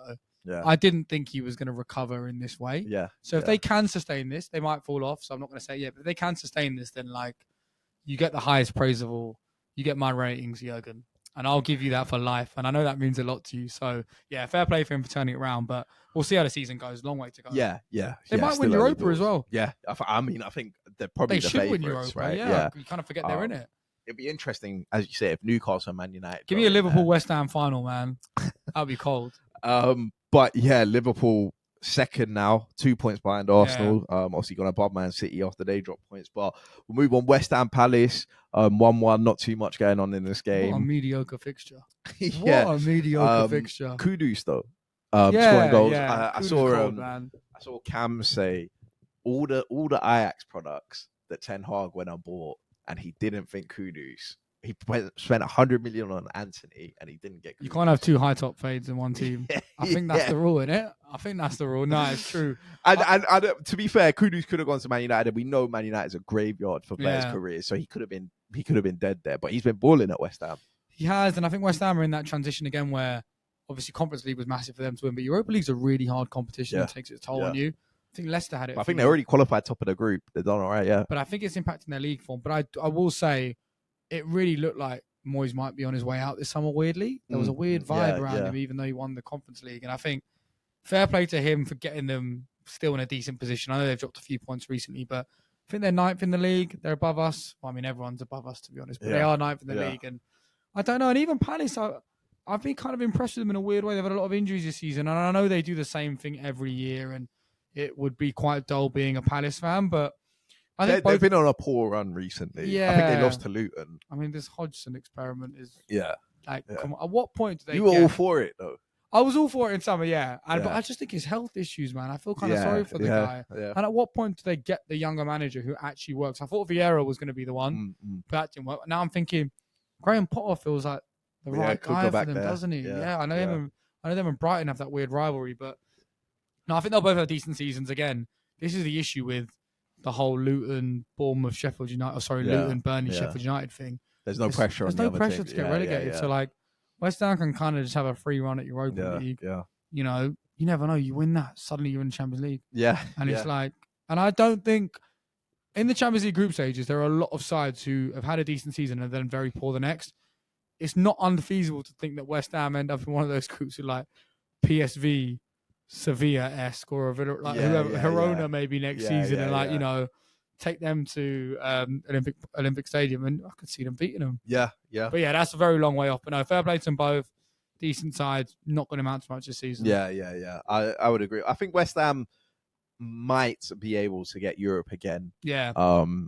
But I think, again, like you say, Tottenham are back this year. I think Chelsea will be up and there. Europa League takes its toll on you. And it is taking its toll on them. And Antonio's out for a bit, isn't he? Yeah, he is. There we go. And obviously last year, they won the Conference League, but they finished 15, 16th. Yeah, they were like on they had that a bad season. Yeah, they did. In terms of league form. But more European trophies than Arsenal, I think. I don't know. But we'll move on because we know Arsenal are a massive club.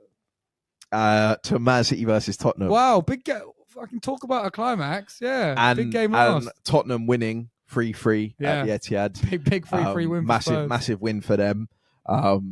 Bat wouldn't let us hear the end of it yesterday. Yeah, the Kulusevski thing, man. The Tottenham account even tweeted the deck he had. But you know what? I do need to give them their praise, because I know a lot of people were saying that they thought if Tottenham go there, they play the high line, whatever, they'll get slapped. Yeah. I was having a conversation with Sembi on the weekend, and he was saying, if they go there and do that, they can. And I just said, like, I don't think that's going to happen, because City aren't used to teams coming to the Etihad, especially, and saying, we're going to press you, we're going to take you on, we're going to go man for man. Yeah. They're used to teams just sitting back. City will dominate the ball, be able to just kind of recycle it, take their time. But Tottenham won't do that. And I think, if anything, what Tottenham did yesterday, not only was it brave, I think in the first half, they could have been out of sight. Like, Haaland misses 2 sitters, Doku hits the bar. They could be like 4-1 down in that first half. But they ride their luck. Second half, I think he shores things up a bit. And credit to him for playing. And I think it showed that, like, City aren't unbeatable. They're not invincible. Like, you can go there and you can compete with them. There's an account I follow called Premier League Panel. Yeah. And the guy tweets quite a lot. And he was saying that with this City defence and how they're moving players around, if you do play quite direct against them, you can get results. And we scored 4 against them, and we played quite direct against them. Spurs got 3 against them. Yeah. They've been doing weird stuff, like Ake's been moving from left back to centre back. Guardiola's been... Akanji's been going into midfield. It feels like they do this every year as a bit of fun. They kind of want the test. But then I always think there's going to be a year where it doesn't work. Yeah. Like, you can only constantly take, remove. They lost Mahrez, remove. They lost Palmer. I know he didn't play much last year. Gundogan's gone. At what point do you stop, like, the bleeding? I know it's not the same situation, but I think it was a few years ago. Do you remember when Southampton kept getting rid of players and finding new gems? They'll be fine. Leicester kept doing it as well. Obviously, different level of football, completely higher quality, but there comes a point where you can't constantly chop and replace because the quality eventually drops. So Nunes and Kovacic, Gundogan is twice the player of them both, as he was last year. Yeah. So I do think there is them dropping points now. That's 2 draws in a row. Again, it was only Liverpool and Spurs, big sides they played against. But I just wonder, at what point do they stop winning the league? Yeah. And maybe it's just when Pep goes. I don't know. Yeah. But they have looked suspect, and they've been conceding a lot of goals recently. I agree. Last year, everyone was saying it about Man City as well, and Pep was like playing Bernardo Silva at left back and doing all this, and then went back to like his strongest team, started putting John Stones into midfield, and then obviously they went and won the treble. I think as a Chelsea fan, you'll know most of the times that Chelsea have won the league, they've just stormed out in front, especially with Jose, and then just stayed at the top of the league for the rest of the season. Conte obviously had a bit of a bad start, but once he got to the top of the league, he was just there for the rest of it as well. I think City are just that team that come March, when De Bruyne's back, Stones is fully fit, we know they're probably going to go on like a 10-game winning run. They need De Bruyne back, though. That's a massive gap in there. Because Foden is stepping up, and I give him a bit of stick as well sometimes, because I think he gets this like free run, but he is really stepping up at the moment, and it's good to see him playing more football because he's such a quality player. Yeah. And I think he should be starting every single week. So it's good to see him stepping up. But it's just that piece of actually, are you going to keep finding goals? I think they will. I think they'll be fine. But if Arsenal and Liverpool keep winning, then suddenly, we've not seen a 3-horse race really for a while. Since that Leicester season, really. I'd say that was a 3-horse race. Which, I know Tottenham were a bit funny at the end of it. But there's something for me about City just, I know they do this every year. And I know, like, even last year I was saying it, my mate was like, they're going to be fine. Yeah. But you do start to doubt it when it's in front of you. Do you take anything from that? Nobody's ever done it for. Even Fergie couldn't win it 4 years in a row. I don't, because I think Pep is just such a genius. Yeah. And I've got a lot of admiration for how they run themselves as a club and what I've seen and stuff. And I just think if anyone's going to do it, it'll be them. So I think if they don't win the league, it will not be because of that whole 3 years tires you out. It would just be because it was a bit of an off year. In your opinion, are they still your favourites to win the league? Yeah, they have to be. Yeah. I think Arsenal could stay strong, but equally, I need to see you off this massive wave of fixtures. But they have to be favourites, right? They're treble winners. Yeah. They've just won everything in world football. And they don't even have their best player yet. And they're in like second gear, man. They put 4 passes at Stamford Bridge, strolling around. That's again, obviously, I don't want to keep bringing it back to Arsenal, but obviously last year, City were in second gear until March, and they just came flying out. But Arsenal were in top gear, like their highest gear from like Yeah, Arsenal failed their driving test at the end of the season. And then fell away. So Arsenal, like we've been saying, we're not even playing well. We're not in our top gear. Probably haven't even got out of second gear yet. So if Arsenal can reach that level when Timber's back, Partey's back, get these players fit, maybe sign a player in January or two, and then see like maybe if City and Arsenal hit top form at the same time. Personally, I still think City are going to win the league. They're just so good. And I've said this before. I've said this on the pod. I think if Arsenal are really, really going to compete with City and go all the way, I think they need a striker. Yeah. They need a gunman who's just going to score goals. But you never know, man. You never know. If Arsenal play, everything changes. I do like the transition that Arsenal have gone on to be this defensively more solid team and then try and nick a goal or two and win the game. Yeah. I think that will definitely help. Towards the back end of the season. We were 2-0 up at Anfield, drew 2-2. 2-0 up at West Ham, drew 2-2. Yeah. I think with this solid structure that we've got at the moment, if we can carry that on, I think that'll make a big difference come the end of the season. Yeah. But on Tottenham, and one guy, me and Michael have been calling for him to rise since Maddison's been out, Kulusevski. I thought he played well yesterday. I know you played well. I think he played well yesterday. He is a good player, man. He got a goal and an assist yesterday. He turned up and what I've been saying that Kulu's been playing well, but what I want from him is end product. Yeah, I want him to influence the game in the final third. He missed a chance against Villa when he hit the post, and the game might have been different. And he gave that on the weekend. He turns up with a big moment, big equaliser in stoppage time. So fair play to him, man. Away at the Etihad as well, he did play well, but I'm still. He needs to build on this. I'm still looking at him like, you're a winger. You got to be doing this more. At the end of the day, you're going to be judged on your numbers. Especially in that Spurs side where all their forwards get numbers. He's also got to be doing it more consistently. Yeah. He's got the build and the physique to be a top winger in the Premier League. He's quick, strong. He's a good dribbler. He's got end product when at certain points, but his consistency is not there. And I think from that first phase when he first came about and everyone was like putting him in the Saka conversations and stuff. People were putting him in these conversations. I was probably one of them saying stupid stuff at the time, but well, no, but at the time, even me and Michael said this, he was balling. He was balling. And that when Conte just signed him and he came in, he was one of the best thing, wingers. Though, we talk about it in basketball quite a lot, right? There's a lot more pressure being the second guy than there is being the third guy. Yeah. Like I think about, I don't want to go too NBA heavy, but when Lowry was the Raptors' second guy, he wasn't quite doing it. Yeah. And when he was the third guy, he was amazing and won the NBA. Yeah. And I wonder with Kulu if there's that element of how is he going to do as the second or third guy? Because Maddison's out now. It's just him and Son. Maybe it's his time to rise. Maybe it's just time to put a team on his back. Because you kind of look at their forward line, you think, Brennan Johnson's quality. Yeah, right? Been playing well. Maddison's quality. Son is quality. Yeah. Kulusevski can be quality. And it's a bit, maybe quality was strong for Brennan Johnson. He's a good player.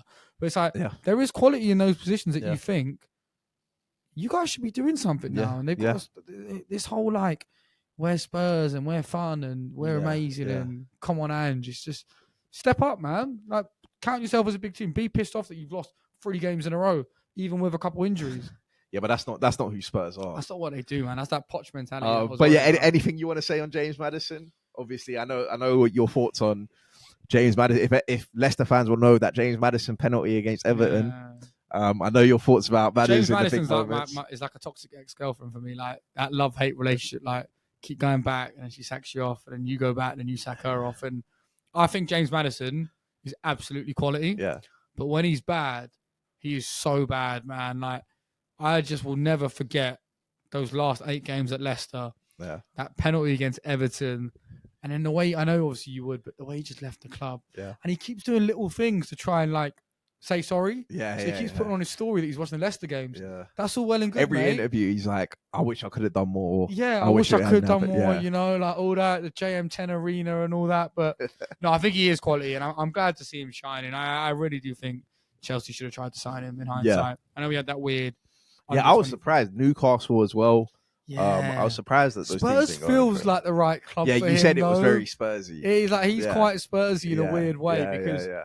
I think there's a lot of false narrative on him because I think people who weren't in the detail just assume that like he was Leicester's best player when they were really good, and it just wasn't the case whatsoever. Yeah, he was a good player. He wasn't starting a lot of their big games. In that FA Cup final, he didn't start. Right, it was Ndidi, Tielemans, Vardy, Iheanacho. So I think there's a bit of revisionism on him. Barnes as well. There was revisionism on him at the time. But, you know, it is good seeing his quality. Like, watching him first few games of the season. There's no doubt in who who the kind of player he is, and obviously we used to have the debate with Murph all the time about him or Bruno. He's better than Bruno. Like, I think he gives more, man. He gives more. Yeah, he gives way more. But that is all the fixtures. Before we do MVP and Rookie on the Week, I couldn't get you on without asking about a couple of players. Firstly, Eden Hazard. Arman had the privilege of seeing him. I maybe saw him twice live whenever they came to the Emirates. You would have had the pleasure of seeing him most weeks. And yeah, what a player, man. Chelsea's greatest player? No. He is Chelsea's most talented player. Yeah, 100%. Yeah. Greatest, no, but talent-wise, I don't think it's close. Yeah. I think you maybe put Drogba the in best that player category. You've seen at Stamford Bridge. It's not even close. And I always think of this story where Louis Brown, I know you've been listening to this, man. My guy stays on till the end. Shout out Louis, man. Obviously, this guy's been watching like Middlesbrough and Cheltenham his whole life, innit? He's not seen sunlight before. He's from Cheltenham. I took him to Stamford Bridge in 2017, I think, when he was on a year in industry. So he was in London. And I said, let's just go watch Chelsea. I had a spare ticket. Come with me. It was Bournemouth game at home. I think it was only League Cup, to be fair. It was a year. Did we lose in the final that year? I can't remember. But anyway, took him to the game and Hazard just walked the show, right? Yeah. Bournemouth equalised 90th minute, and like 3 minutes later, I think Hazard scored again. And he came out of the game, man, and it was like he'd seen something he'd never seen before. His mouth was just open. I was like, bro, are you good? Yeah. He was like, I just can't believe how good he is. Like an extraterrestrial being. He's just the way he used to just walk games, and I find it really frustrating when people do this narrative on him because, look, he retired early. I get that. He was playing at the highest level of football at 17, 18. Yeah. Most players, think about Drogba. Drogba wasn't playing at that level till like 25. Yep. He didn't come to the Prem till he was like 25, 26. So there's the quality he did it at for so long was just so undeniable. And I watch Sterling now sometimes, and we're almost trying to make him like Hazard, where it's just like get the ball and do something. And Raheem Sterling's one of the best wingers the Prem's ever seen. And the level in quality difference is just a joke when they try and do those things. So, for me, in our generation, I know some people say Neymar. I think he was pretty much in that bracket below Ronaldo and Messi.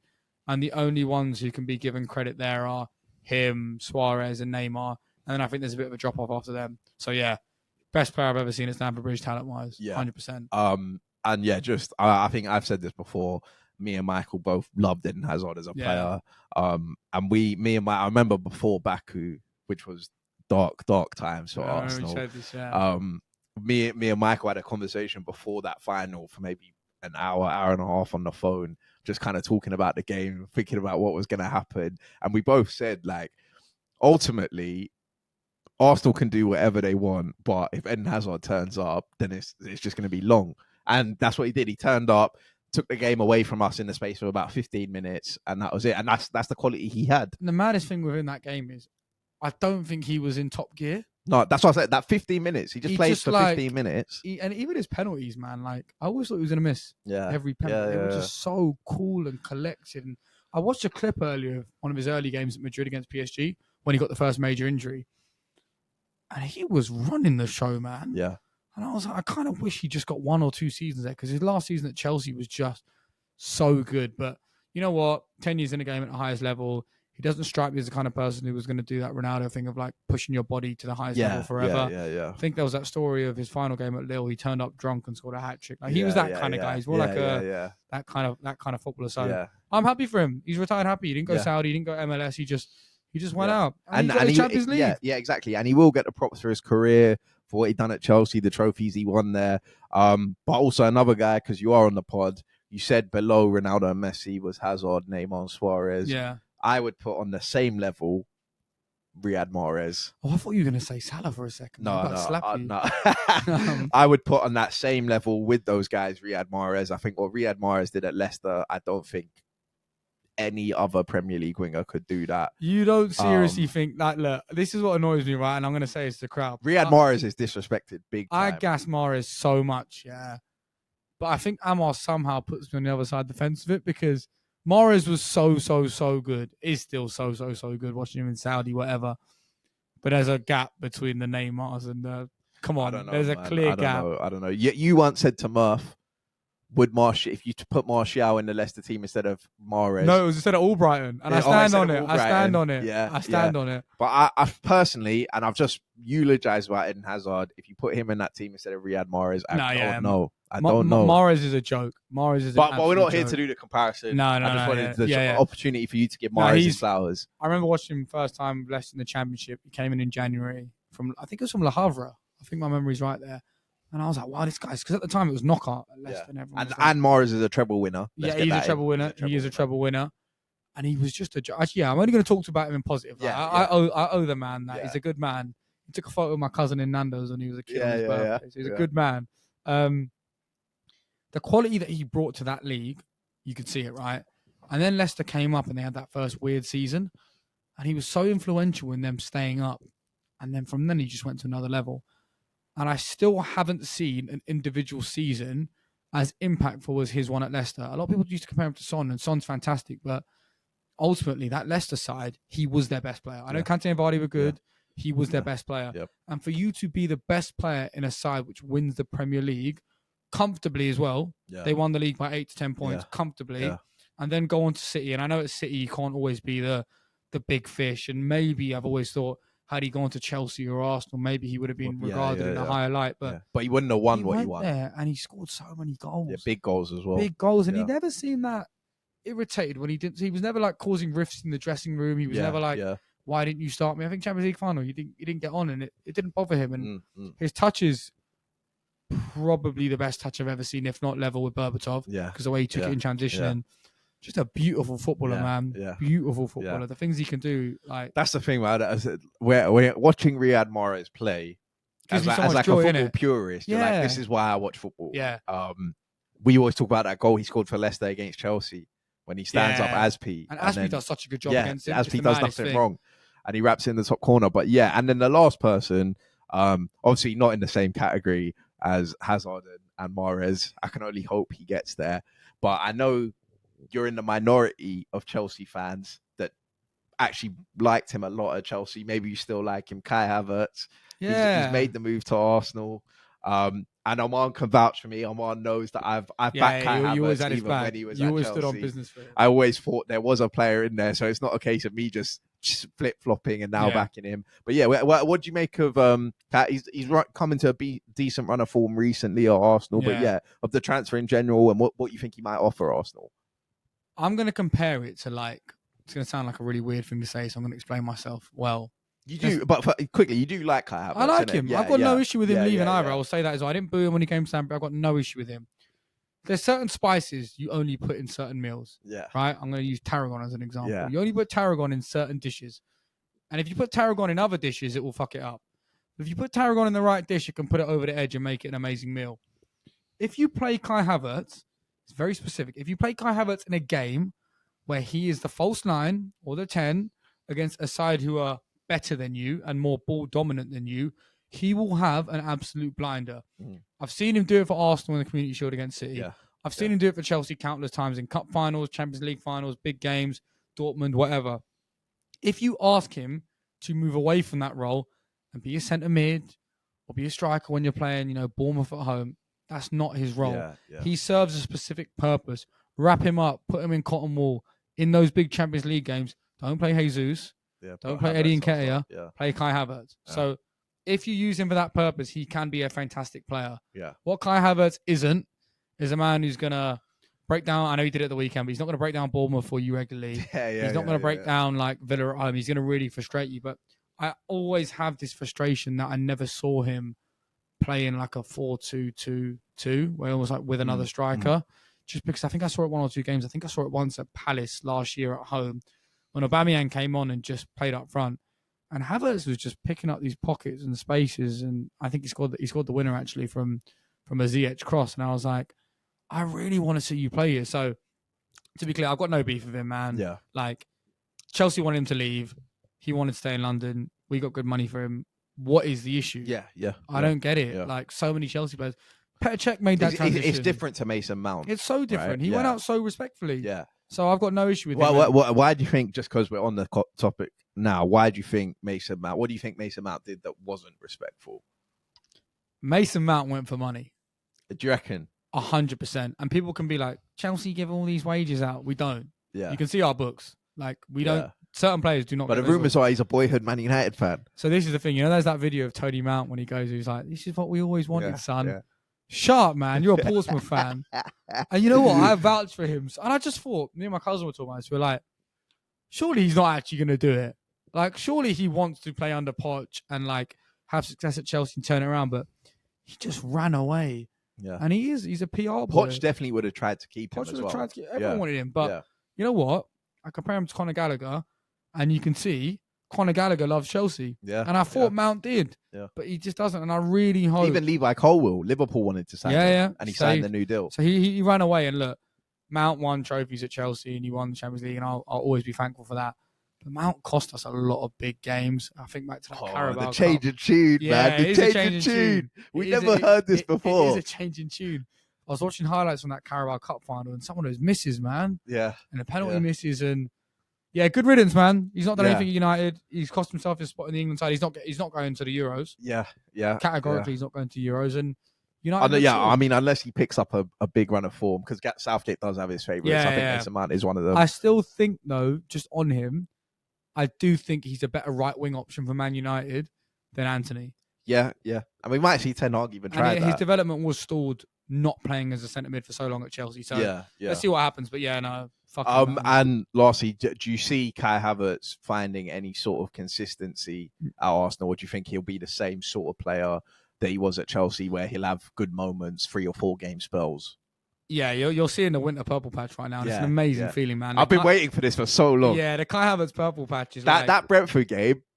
Everything's landing. I was up, man. I was up. When the purple patch is going on, like your life just feels better. Like your food tastes nicer. Your walks are better. You're running a bit quicker. It's just, I was buzzing for that pod, man. Yeah, no. It was like I do see it. I think Arsenal need to accept the player they've bought, and I know Arteta thinks he's some revolutionary don. Yeah. He's not a left centre mid. If the drop off between him and Xhaka in that role is ridiculous. So just play him for what he is.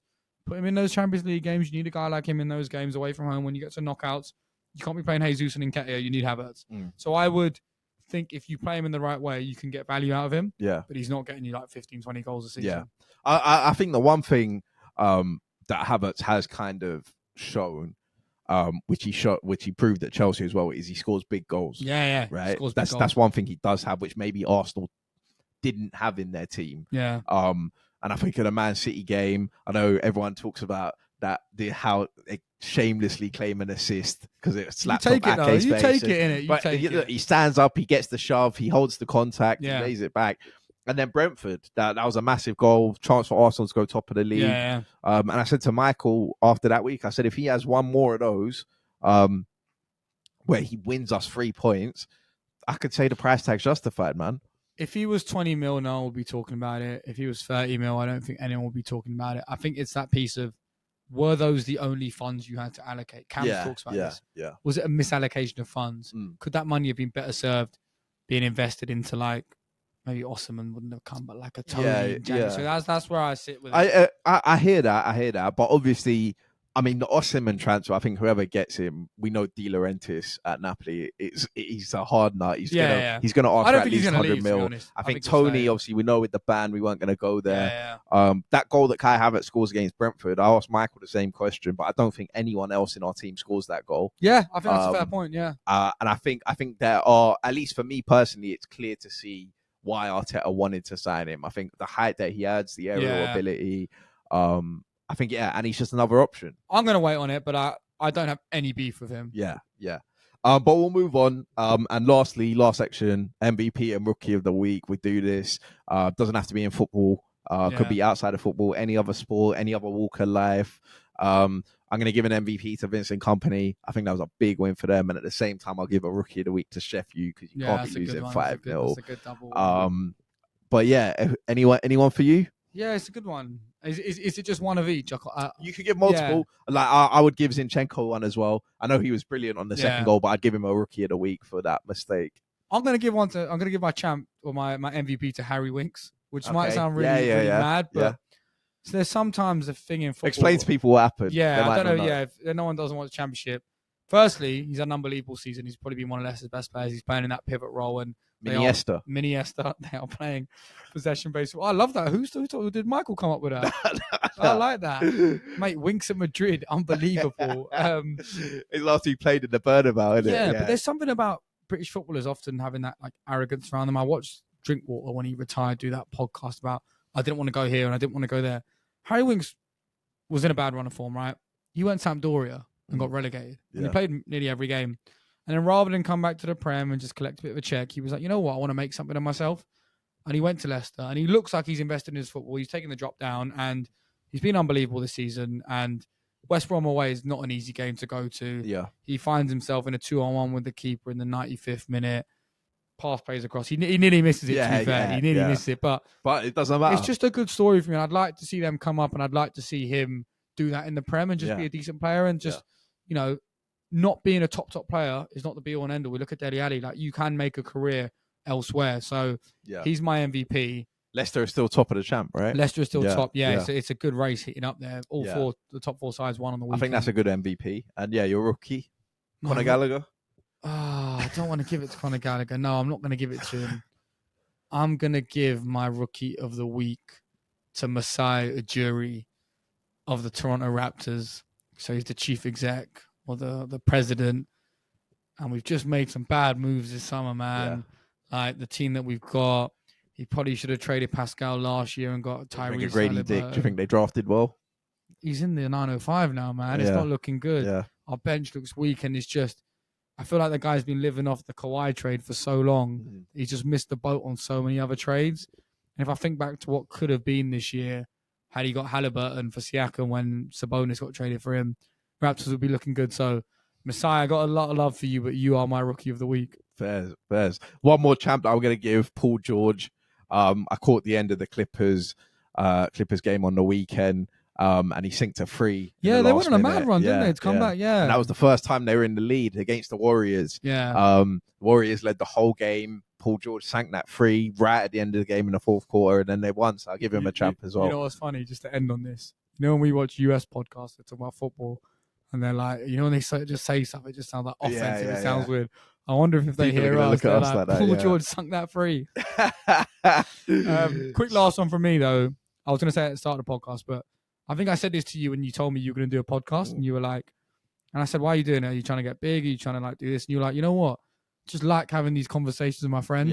Yeah. And I was like, I don't want to give you that MVP for that, but I was thinking today, I was like, so many people just do stuff in life these days just to try and make money or try and do this. And actually, you can just do this stuff for fun, man. And it's been so enjoyable coming on it. Yeah. And just chatting in the way that we usually would on a PS. Yeah, exactly. Doing it in person. Like these are conversations me and Oman would have it's so without nice. the camera. So it's been, and thanks for coming on, man. Appreciate it. I'll be back. Yeah, came through and let us know what you thought of the episode. Michael, don't worry, you can have your seat back next week, man. It's all yours. If Chelsea go on a good run, I'll make sure I get them all back to tell him I told you so about Poch. 100%. But yeah, I'm still backing him. But yeah, thank you guys for listening. Hope you lot enjoyed this episode. Thank you, Oman, for coming on. And yeah, we'll see you next week. Peace.